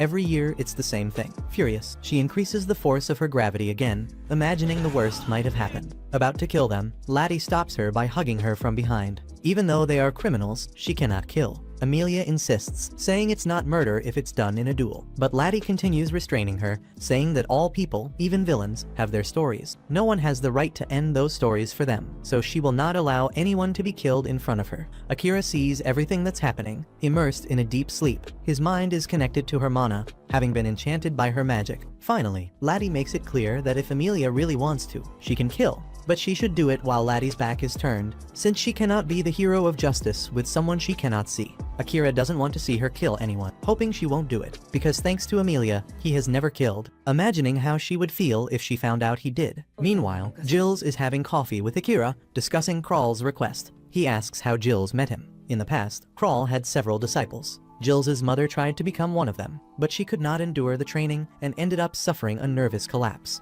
His father had already passed away, so Crawl took responsibility for raising Jills. Even so, he holds no resentment for what happened to his mother. Crawl is like a father to him. From the little he knows, Akira notices he is a very attentive man. Jills knows he helped many people, including Akira himself. Even so, his choice is to repay the favor. Night falls and Akira asks how the investigation went. He replies that several devices had been installed by Grand Cluster's henchmen. The goal was to monitor and track the winners of the contest, and Amelia was their target this time. He notices they were the same devices that had been seen earlier at Hattie's palace. At first, Akira is surprised, because in this world everyone knows what cameras are. Noit explains that a hero summoned in the past brought this concept, and they reproduce it using magic. Jills makes it clear that there are other similar things, such as architecture, cooking, and fashion. The group returns. Akira calls them to discuss the plans. Azarina asks if they are officially united. Before that, Akira wants to know if they invited them while being aware of the human trafficking occurring at the festival. Noit discovered this information. Azarina apologizes and admits that their goal was to prove they are more than dead weight. Even though it was a dangerous decision, Akira recognized that they thought for themselves and chose to fight, and that is enough. They share the same final destination, but Akira has other responsibilities, such as defeating Lord Grom to ensure he never pursues Amelia again. Therefore, Crawl says their next destination is the capital, the city of Uruk, where Grom leads the Adventurers Guild. Azarina offers to help, but Akira refuses. Crawl says that if Akira manages to defeat the Lord, he will guide them through the Demon Kingdom. In that case, Gilly says the group will advance to the border of the Demon Kingdom to wait for him there. They try to choose a meeting place, but Crawl says no, because they pointed at the place where his mother lies. Akira asks Gilly how Crawl's mother is still alive, if he is already an old man, but it is a long story, 1 hour away by foot. Crawl has a cabin that his former group used as a hideout, so they set that place as the meeting point. Amelia approaches Crawl, who has already bought all the supplies they need and a few things for entertainment. He replies that it is a 5-day carriage trip, and any way to pass the time is always welcome. She makes it clear she has 2 requests. The first is that she does not want Crawl stressing Akira anymore. He counters, saying what stresses him is his own problem. And again, she asks Crawl to train her. He refuses again, but she begs, since she is being targeted by many attacks, and she does not want Akira to put himself at risk because of her. She believes she can prevent that by becoming as strong as he is. Crawl doubts her ability because she is only a young elf princess and makes her promise she will not collapse. The group says goodbye after giving them something Akira had forgotten in the royal palace. The two do not know what it is. Saren only wanted Akira to take it before leaving. The group splits up, and during the trip, Amelia is already exhausted from studying Crawl's teaching so intensely. He says she can rest and tells Akira he is impressed she endured 3 days studying. It is no wonder he admires her. A princess who performs incredible spells, brings the dead back to life, and destroys monsters. Her name was engraved in his mind after that feat, and when he was asked to name a child born in his neighborhood, he chose Lee. Akira is surprised. Even though he says he admires her, he treated her carelessly in the beginning. The truth is that in person she did not seem as impressive as he imagined, but he was mistaken because her ability to keep up with his training is remarkable. There is a technique called inversion that can nullify any ability. Its difficulty is absurd. One must master an ancient language, and each letter is capable of driving a person insane. And if she becomes too involved, she ends up losing her mind entirely. But Princess Amelia responded by creating a new comprehension skill, something only she is capable of doing. Akira is impressed that Crawl managed to learn alone. He says he had a lot of time on his side. Beast men live twice as long as humans, but his mother drank a strange potion while pregnant, making him live twice as much as normal. Crawl cannot stand living so long, even though he wants to avenge his sister's death. The pain remains overwhelming. While this is happening, Akira cannot put himself in his place, since he will live at most 100 years. Even so, he knows it is not easy. While Noit was conducting the investigation, he found the letter on the roof, and she asks what he is doing there. Noit replies that he is only carrying out a task at his master's request. She picks him up in her arms, saying she will help. They finally arrive, and Amelia is enchanted by the scenery of the city of Uruk. While Crawl goes to arrange their lodging, he tells the two of them to go see the tourist spots. Akira knows nothing about this place, so Crawl contacted Lee, who will arrive in about an hour. After that, they will meet in the central fountain square. This is Amelia and Akira's first date. He gives her food as a gift for having studied so much during the trip. She thanks him happily, since she has never received a reward, and she wants to go on dates and celebrate every day. Besides that, she makes it clear she will become so strong that Akira will no longer need to protect her. After she eats 8 servings, Lee finally arrived. She had been eager for the day they could see each other again. They go for a walk. While she explains that Uruk is the city of waters, she says you cannot experience the city without getting on a boat. Akira realizes that this place resembles Venice, even though he has never been there, and he notices a giant castle where the royal palace of the nation is located. Lee says her family cannot wait to meet them. The king is her adoptive father, named Yggdrasil Lagoon, who organized a welcome lunch for Princess Amelia. Akira thanks her again, since she saved them last time and is saving them again now. She is happy to have been useful. He asks if that spiritual barrier is a variation of Crawl's inversion. Lee says they are similar but very different. Her ability is an extension of barrier techniques, but powerful spells can break it. Crawl's inversion, however, activates instantly, so it can never be broken. When Akira says Amelia is learning from Crawl, Lee freaks out. He asked in hopes of getting a few tips. Lee cannot believe Crawl is sharing the power of inversion. Even so, she praises Akira for being amazing in the battle. She had never seen or heard anything about shadow magic, but he says it was not him, since he was completely out of control. They finally reach the palace. The king says lunch will be served soon, so they go straight to the point, adopted or not. He thanks them for helping his daughter. Amelia says Lee only had problems because she was kidnapped, and the ones who helped were Akira and Crawl, not her. In that case, the king thanks Crawl as well. Akira waits for a thank you but receives none. The king has a request for Akira, who came to this world through the hero's summoning. Akira says he can accept depending on the details. Angering one of the henchmen with his lack of respect, the king tells him to calm down, because he will explain. The task involves assassinating a target, and in exchange, he will have guaranteed safety in this country. Akira refuses immediately, but the long-haired man reveals the target, the cursed Grum. The king notices Akira knows him and explains that he demoted the lord from minister to master, keeping him away from public affairs, but he hired mercenaries and is doing whatever he wants. If he is not controlled, he will destroy the crown's entire reputation, so help is needed. Akira answers that this is the king's problem, not his, since he came from a peaceful land. The king asks whether Akira's priority is not everyone's safety. He replies that he can protect himself very well, and protect everyone he loves, and he does not need protection from someone weaker than him. The henchman says Akira is too arrogant. Even if he is the so-called silent assassin who killed 100 beasts, he is not immortal. Amelia intervenes, threatening the henchman since he is being extremely offensive. Akira stops Amelia, saying he can prove his strength without her help. The henchman urgently demands a duel. The king accepts, since it has been a long time since he last saw his royal knights fight. They prepare for the duel. The king's knight is half horse, which is quite disgusting. Akira asks Amelia to hold his blades, since he does not need to use them. The knight notes that Akira is very arrogant for wanting to fight unarmed, and he charges with his weapon. Akira sees that he has strength and speed, but nothing out of the ordinary. The assassin tries to end the battle as quickly as possible,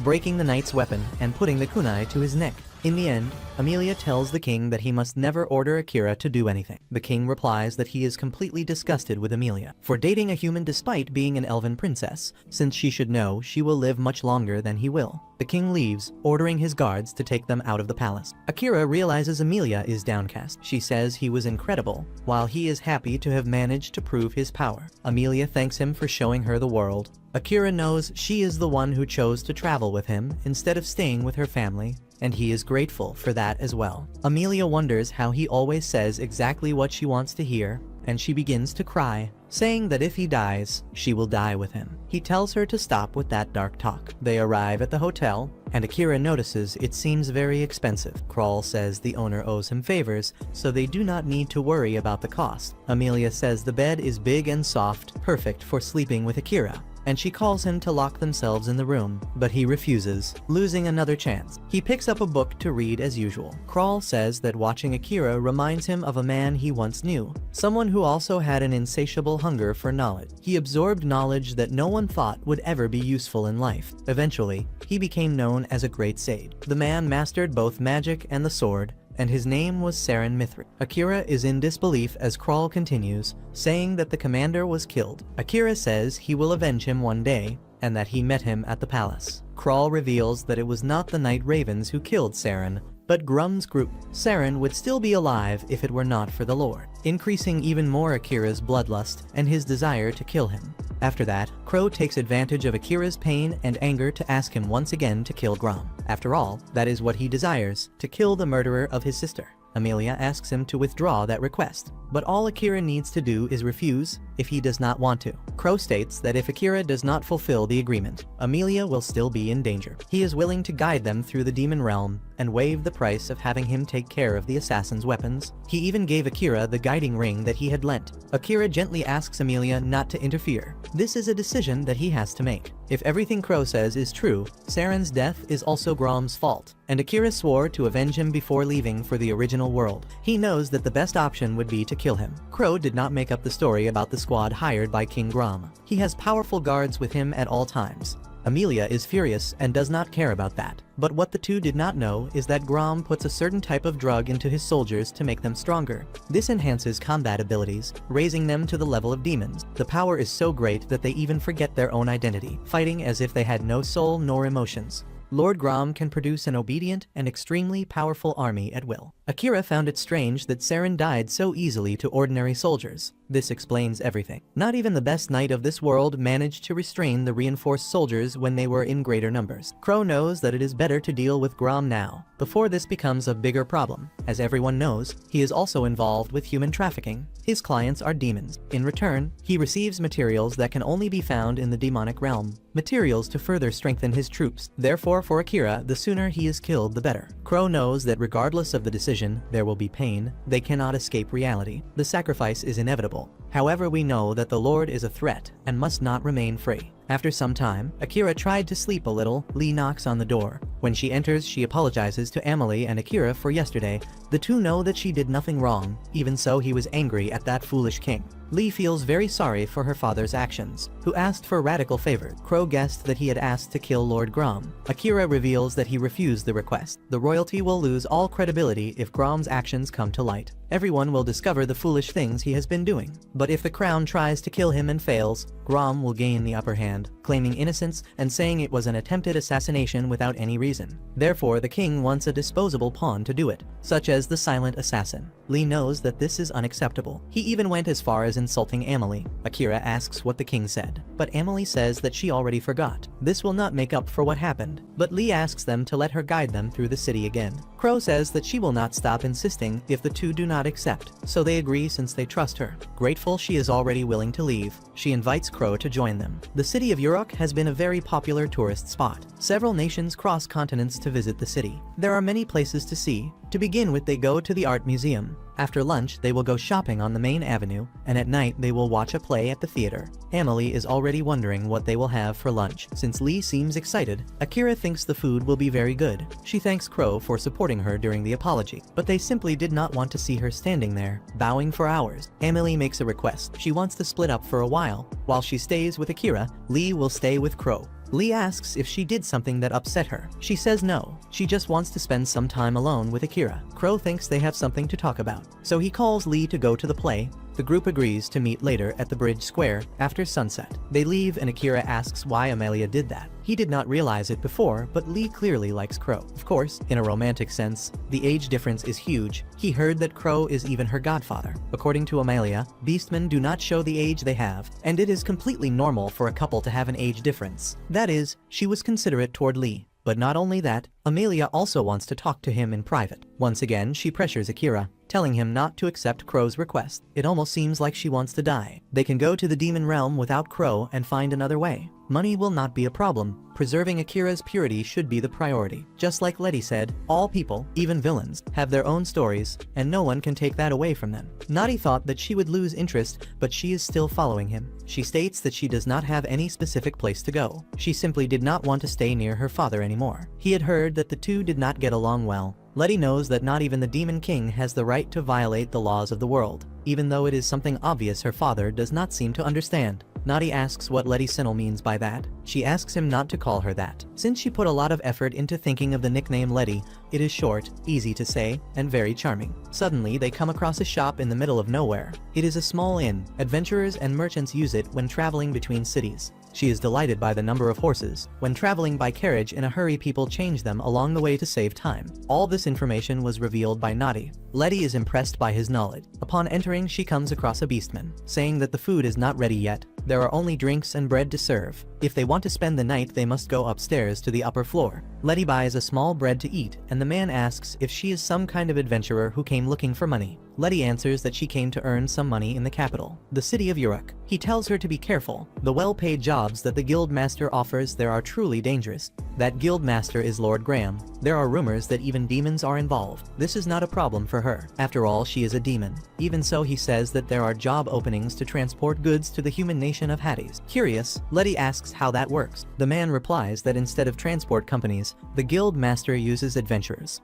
Nadi notices that something is off. If they are using adventurers, there is probably some secret involved. Letty boasts about her ability to gather information. Nadi truly found it impressive. They obtained very useful information about the guild master, Lord Graham. If she had not left the place fully autographed, claiming to be a popular woman, everything would have gone well. According to her, that was the most important part, even though it scared the guy. Akira tells Amelia that Letty's words are very wise. If he thinks that way, she believes he should refuse Krawl's request. But she knows that he had decided to avenge Commander Saren even before meeting her. Killing Grant would bring benefits to everyone. Amelia will become strong. That way Akira will no longer need to worry about her. He wonders what Krawl would do if he refused. He would probably spend his long coming years lamenting a revenge that will never be fulfilled. Letty already predicted that his life story will end like that. Lee asks where the two of them are going, but it is a secret. He will only tell her when they arrive. He always treats her like a child, and she is quite bothered by that. In addition to him continuing to refuse to teach her the inversion skill, he would never risk destroying her mind. The skill is very dangerous. Finally, they arrive. Lee is delighted by the number of flowers. They are beautiful. They are called love flowers. Akira told her when they saw some on the road to Uruk. They are flowers from his world. A hero from past generations must have brought them there.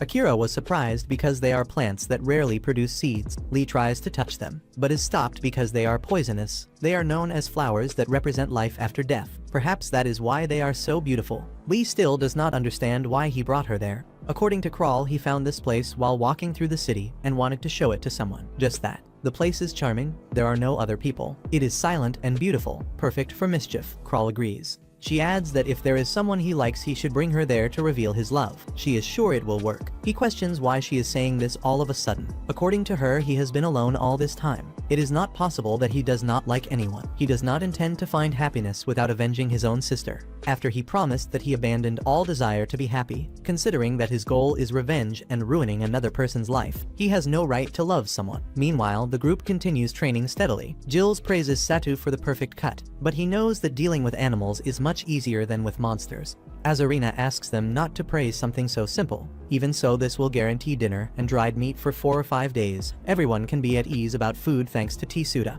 in addition to having money to buy supplies in Yamato. Shori is only sad because they are out of wasabi and she eats too much of it. The tent is already set up. While the men go to gather mushrooms, the girls go to wash the clothes while it is still light. Jills sets up wires with bells around the camp, so if anyone gets close they will know. Camping is dangerous, the group needs to stay alert. Satu still cannot believe that Jills is managing to put up with them. He is very grateful. Azarina states that Jills was simply doing what Commander Saren would have done, helping them return to the world where they should be. The hero knows that Akira probably would not give this trouble to Jills. Honestly, he never tolerated him. Not even in the original world, Akira always ignored him. But Azarina knows that this is not true. He did not ignore him, he just preferred to keep to himself. He only talked to Azarina because his younger sisters are friends. Satu thinks that he is not interested in people because he believes he is stronger than everyone and can perceive that without even facing him. In the Kingdom of Hatches they were praised a lot, but it was all a lie. The group is only a little stronger than an average person. They were far from being strong heroes. But Akira is different. Even though he hates to admit it, Satu knows it is true. He does not hesitate to follow his own principles and make excellent decisions. The hero knows that he cannot do that right now, but someday he wishes to stop hesitating as well. Azarina knows that he is on the right path. Back in the Kingdom of Uruk, Amelia asks if Akira is really going to fulfill Kral's request. He knows that there are several reasons to do so, but she notices that he is very hesitant. Since the city of Mali he has been like this. If he has already decided, he should do what he wants. The problem is that he does not want to be hated by Melia, even with Melia denying it. She wants him to love himself as well. If after killing Gran he lets his self-hatred expand, the relationship between the two will not work out. Suddenly Akira notices a child asking for a gift for her mother. She says that she did not want to leave the shop, just like his sister used to do. While they were packing to move, she did not want to leave the house and questioned why they had to go. Her mother was not to blame. It was out of her control. Akira's father simply disappeared when he was a child. The family could no longer afford the very expensive rent. They were forced to move to a much cheaper place. Akira did not hold resentment toward his father, since his father took care of his mother for a long time while she was ill, taking care of his children. He was probably already at his limit. His sister Yui kept complaining. Akira knows that they must stay united and asks her please. Unlike Akira, his sister showed anger over their father leaving. He reinforced that this is why they need to stay together. They cannot lose anyone else. The house they moved into is quite small, but it is ideal for 3. He impressed them with the dish. The food was very tasty. The two of them reinforced that he does not need to cook alone. They can take turns. Amelia noticed Akira's reflection and asked if he was alright. He knows that his hesitation is also because if he returns to his original world as an assassin, he will not be able to stay close to his mother or Yui. Meanwhile, back in his original world, news passes on television about the disappearance of 28 youths during lunch at school. Yui wonders what happened that day. Without Akira, she has been having to prepare dinner every night there. The two of them know that he will return. He is a very strong man. Let and Knight finally arrive in the city of Uruk. She is enchanted by the beauty of the city. He says that they cannot get distracted. The objective is to obtain information about the guild, but they can take a short break to eat. While they eat, she notices that it seems like there is some information in that direction. But in truth, she just wanted to go for a boat ride. Feeling an incredible breeze, they should be working instead of living like tourists, and Knight is bothered by this. According to Let, this is her way of observing things, so Knight apologizes without being sure if he really made a mistake. His doubts are cleared when Let asks the guide to take them to the most popular tourist spot in the city. It is a perfect city, exactly as he had said before they arrived there, but Knight regrets it a little. He should not have given so many compliments. She always wanted to do this. She is certainly happy with the decision to have left home. The life of exploration is very good. However, he regrets having involved her in this. After walking around a lot, it is already time to investigate. Enough of wandering around. Let notices a man carrying a sword and asks if he is an adventurer. She hears it said that the guild there offers jobs that pay very well, so she wants to know which ones they are. The man tells her to give up on that idea. The ones that pay well are criminal things or involve demons, and he cannot give more details in public. She does not seem to be a very strong adventurer, but if they go to a more private place,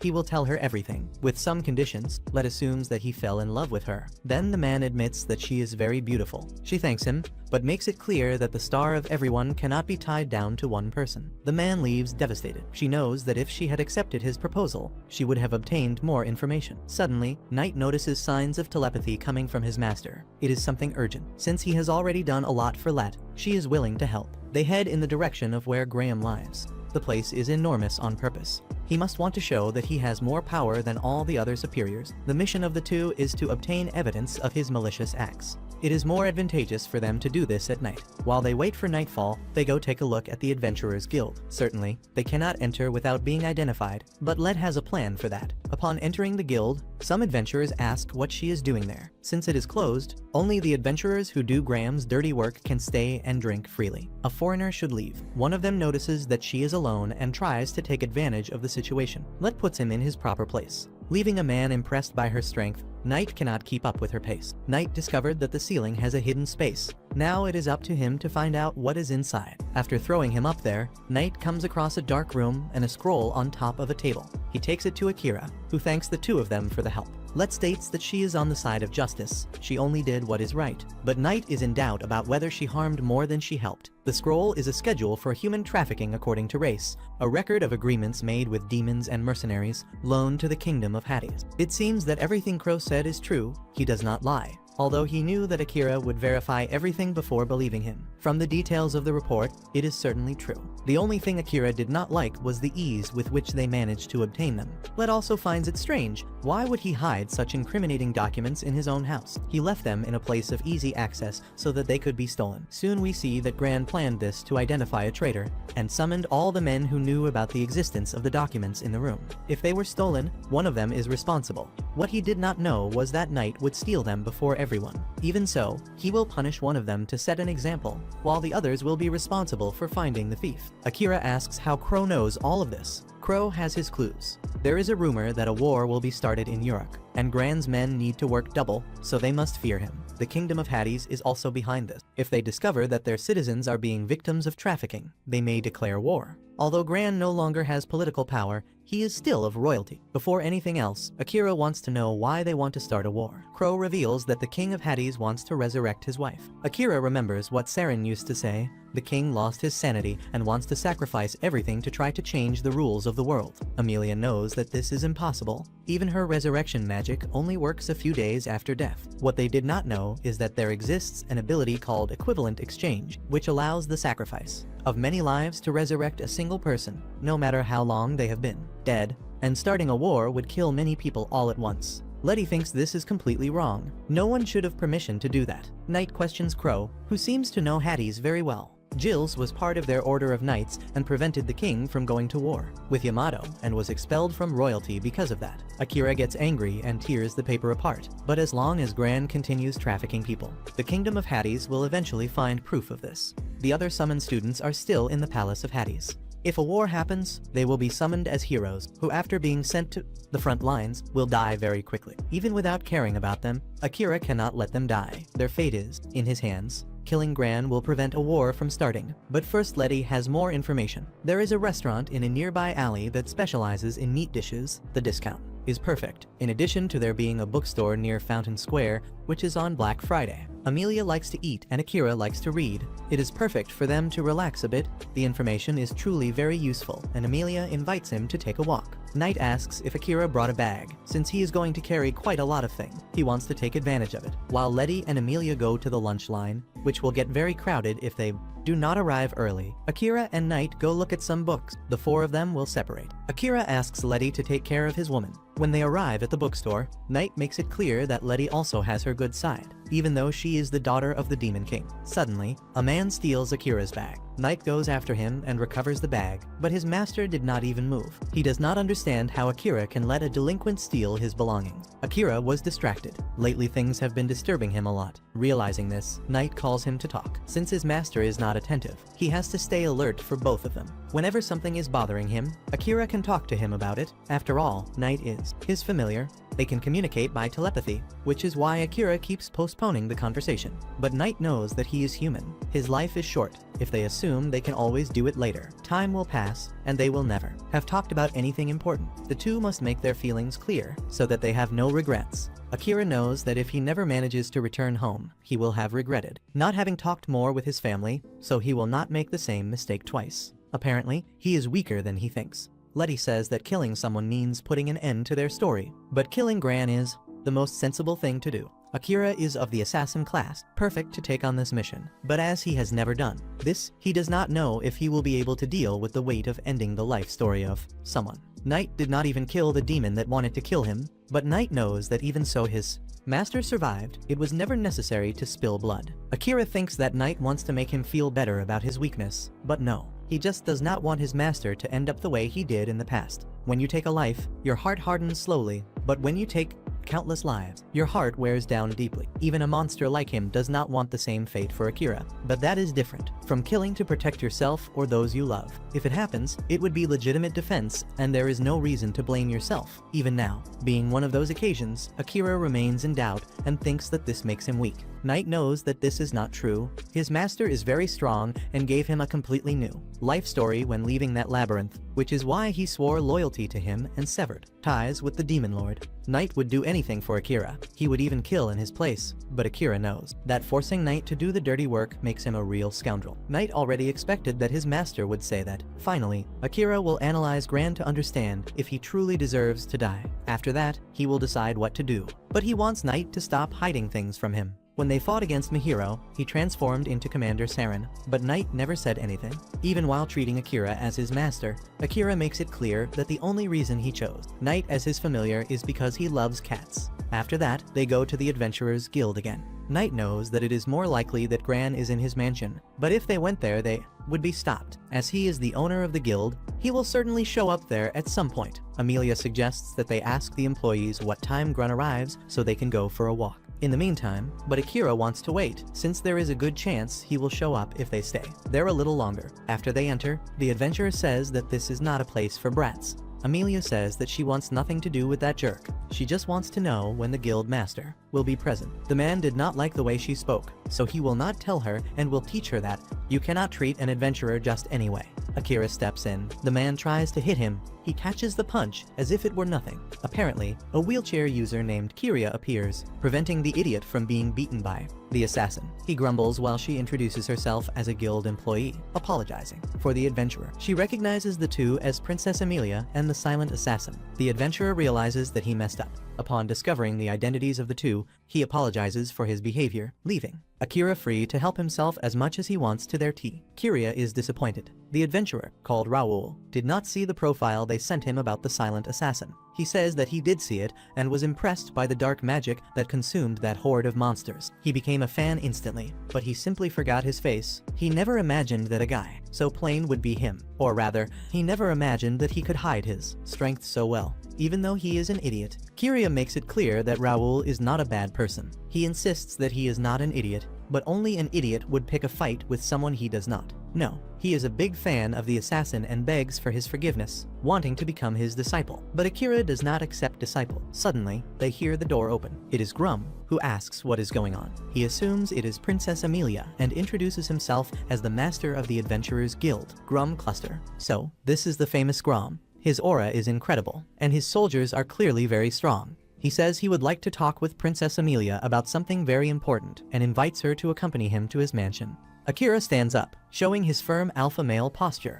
Grom insults Akira, calling him a nobody, telling him to stay seated and not interrupt them. The conversation is with the elf. Raoul defends Akira, saying the guild master should speak properly with him, thinking that the lord does not know that he is the famous silent assassin. Grom knows this perfectly well. The hero and his group should devote themselves to defeating the Demon Lord. But Akira is obviously getting in the way of the mission. Like a true idiot, he is only walking around with his little girlfriend and his cute cat. Raoul threatens to attack, but Akira stops him. He can defend himself alone. Grom finds him very bold, saying that Commander Saren must be proud of this boldness of his, thrashing in his grave. Besides that, he calls Saren pathetic, saying it felt very good to kill him. He would do it again 1,000 times. He does not regret having recorded everything, and is very happy to have placed cameras on the Night Crows and asks if Akira wants to see the footage captured. Akira says that admitting this to his face will be the Lord's greatest mistake. He will definitely regret it. But Grom does not understand what he said, since he does not know how to speak the language of poor people. But it does not matter. He will kill them anyway. Before they start killing each other, Kriya stops them, questioning the Lord for wanting to harm the adventurers for no reason at all. But he destroys the disabled girl's chair and orders everyone to capture Princess Amelia, eliminating anyone who tries to interfere. The brawl begins, and Akira tells Raoul to get Kriya out of there.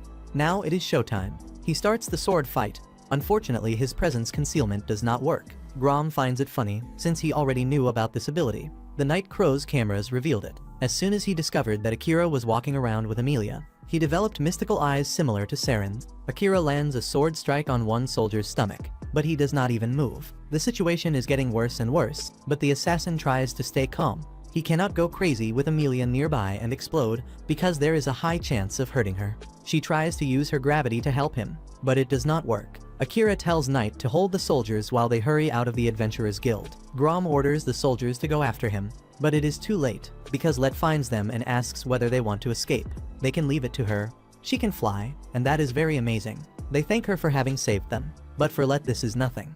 After all, she likes them very much. They notice that from above the city is even more beautiful, and finally reach the hotel. There, they discuss that the Night Crows are very strong. Knight could not hold them for long, but Akira knows that even so it was enough for them to escape. Let says goodbye to them. If there is a bloody war, she does not want to be there to see it. Akira understands why and says it is fine for her to want to leave. They tell Crow what happened. Alright, Akira can face the Night Crows individually, but it is very difficult to fight several of them at the same time. They have countermeasures against the presence concealment ability, and none of Akira's attacks caused any damage. He had the feeling that his sword was only tickling the soldiers' stomachs. For Crow, this clearly shows that they enhanced their equipment with their manas. Even so, he believes that Akira is an assassin and must have his own methods to kill whoever he wants. Amelia finds his way of speaking strange, as if Akira had already accepted doing him the favor. Crow makes it clear that now that Grom has her in his sights and failed to capture her, he will come after her with even more strength, and it will only get harder and harder to protect her. He is that kind of man. He cannot see an elf without wanting to take her. Akira says it is already late, she should go to sleep, and Knight as well. He wants to stay alone for a while to reflect on his decisions. Meanwhile, Grom is calmly drinking a little wine at his mansion. His subordinate says that, according to his orders, they are monitoring all the routes leaving the city of Uruk to make sure that Amelia will not escape under any circumstances. While searching, they are gathering information right now and will know where she is in less than a day. But he wants things fast and asks them to discover it before noon tomorrow. After that, he makes his soldiers battle and kill each other. His subordinate asks why he is doing this. The Lord just wants entertainment. According to him, his soldiers will consume all their mana within a year and die, so he should not worry about them. While he still has enhancers, he can replace them whenever he wants. And as soon as he sells Amelia to the demons, he will have the rarest materials in existence to produce far superior reinforced soldiers. Now he will rest and asks for reinforced soldiers to be placed on guard tonight, just as a precaution in case they are attacked. Akira is reflecting in his room. If he does not kill Grom, the Lord will continue pursuing Amelia. Besides that, he even mocked Commander Saren. He cannot allow this man to live, and he is already decided. He will prepare his assassin tools to finish off the Lord's reinforced soldiers and then kill Grom without any mercy. Without meaning to, he drops the gift that Gillies gave in Saren's name. Soon he sees that it is a sphere that stores a recording. A message from the commander that he recorded in case something bad happened to him, since the future that awaited him could not be predicted. Although Saren did not have a great secret or something like that to tell Akira, he only wanted to repeat something he had already said before. Akira must be an assassin who respects life, so that he can return alive to his family. One day he will return to his original world, a peaceful land where blood is not constantly shed. So Saren says he must not even think about taking revenge if something happens to him. Akira must not feel responsible for anything that happens in this world, and that includes his death. Revenge is never complete. It kills the soul and poisons it. Saren knows that Akira is very intelligent, and he had surely already heard those words. The things of life are beyond his control. The commander trusts that Akira will not let himself be carried away by emotion. These words mean a lot to Saren. He truly likes Akira and cares deeply for him. Even so, Akira does not care. He is already decided, and he hopes he will not be scolded if he meets Saren someday for being an idiot and not listening to his commander. He leaves the room and meets Crow, who asks if Akira is already prepared. He is, and he will kill Grom without mercy, taking down all his soldiers. But he will do everything possible not to shed innocent blood. Amelia asks him to wait. She feels that deep down Akira does not want to kill anyone. He has an opportunity. He has a chance to stay and do things differently. Akira hesitates for a moment, but he has no choice. Knight was waiting for him outside. If his master needs him, he can help without any problem. But Akira wants to do the job alone. It is his responsibility. Upon arriving at Grom's mansion, he destroys the soldiers and goes to the roof. Soon we see another assassin who, when turning around, realizes that he is about to fight against the great silent assassin. At that moment Akira could only think of Commander Saren's face. There is so much in life that he feels he cannot control, But that should not happen only to him. That applies to everyone, really everyone. Even to this hired assassin who must have been sent by the crown. We all deal with things we would not like to have to deal with, including Crow, Knight, and Amelia. Just like their friends, the hero and everyone who was suddenly summoned there, maybe the demons and even their lord or the king who brought them to this world. Grom must also be going through this, and Commander Saren certainly already went through it. That is why Akira needs to make a decision, and Lord Grom needs to be killed. He returns home. Amelia asks if he is alright. Akira is very sad. He apologizes. She thinks he is regretting having gone, even after she asked him to stay. But in fact, Akira is sad because even though he was already decided, when the time came, he could not stop trembling. But after killing Grom, he felt nothing. He is afraid of himself for not having hesitated to take a man's life, and for becoming a true assassin. He could have killed the King of Hatcheyes when he had the chance. If he had already done that, Commander Saren would still be among them.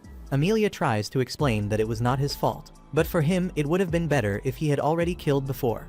The man he was yesterday, the man she tried to protect, no longer exists. There is no way back. Different from what he thought, she hugs him, saying she will be with him no matter what happens or who he becomes. She was with him in every moment and heard him walk his own path, and will continue with him until the end. Akira is lost now. He does not even know what will become of him in the future.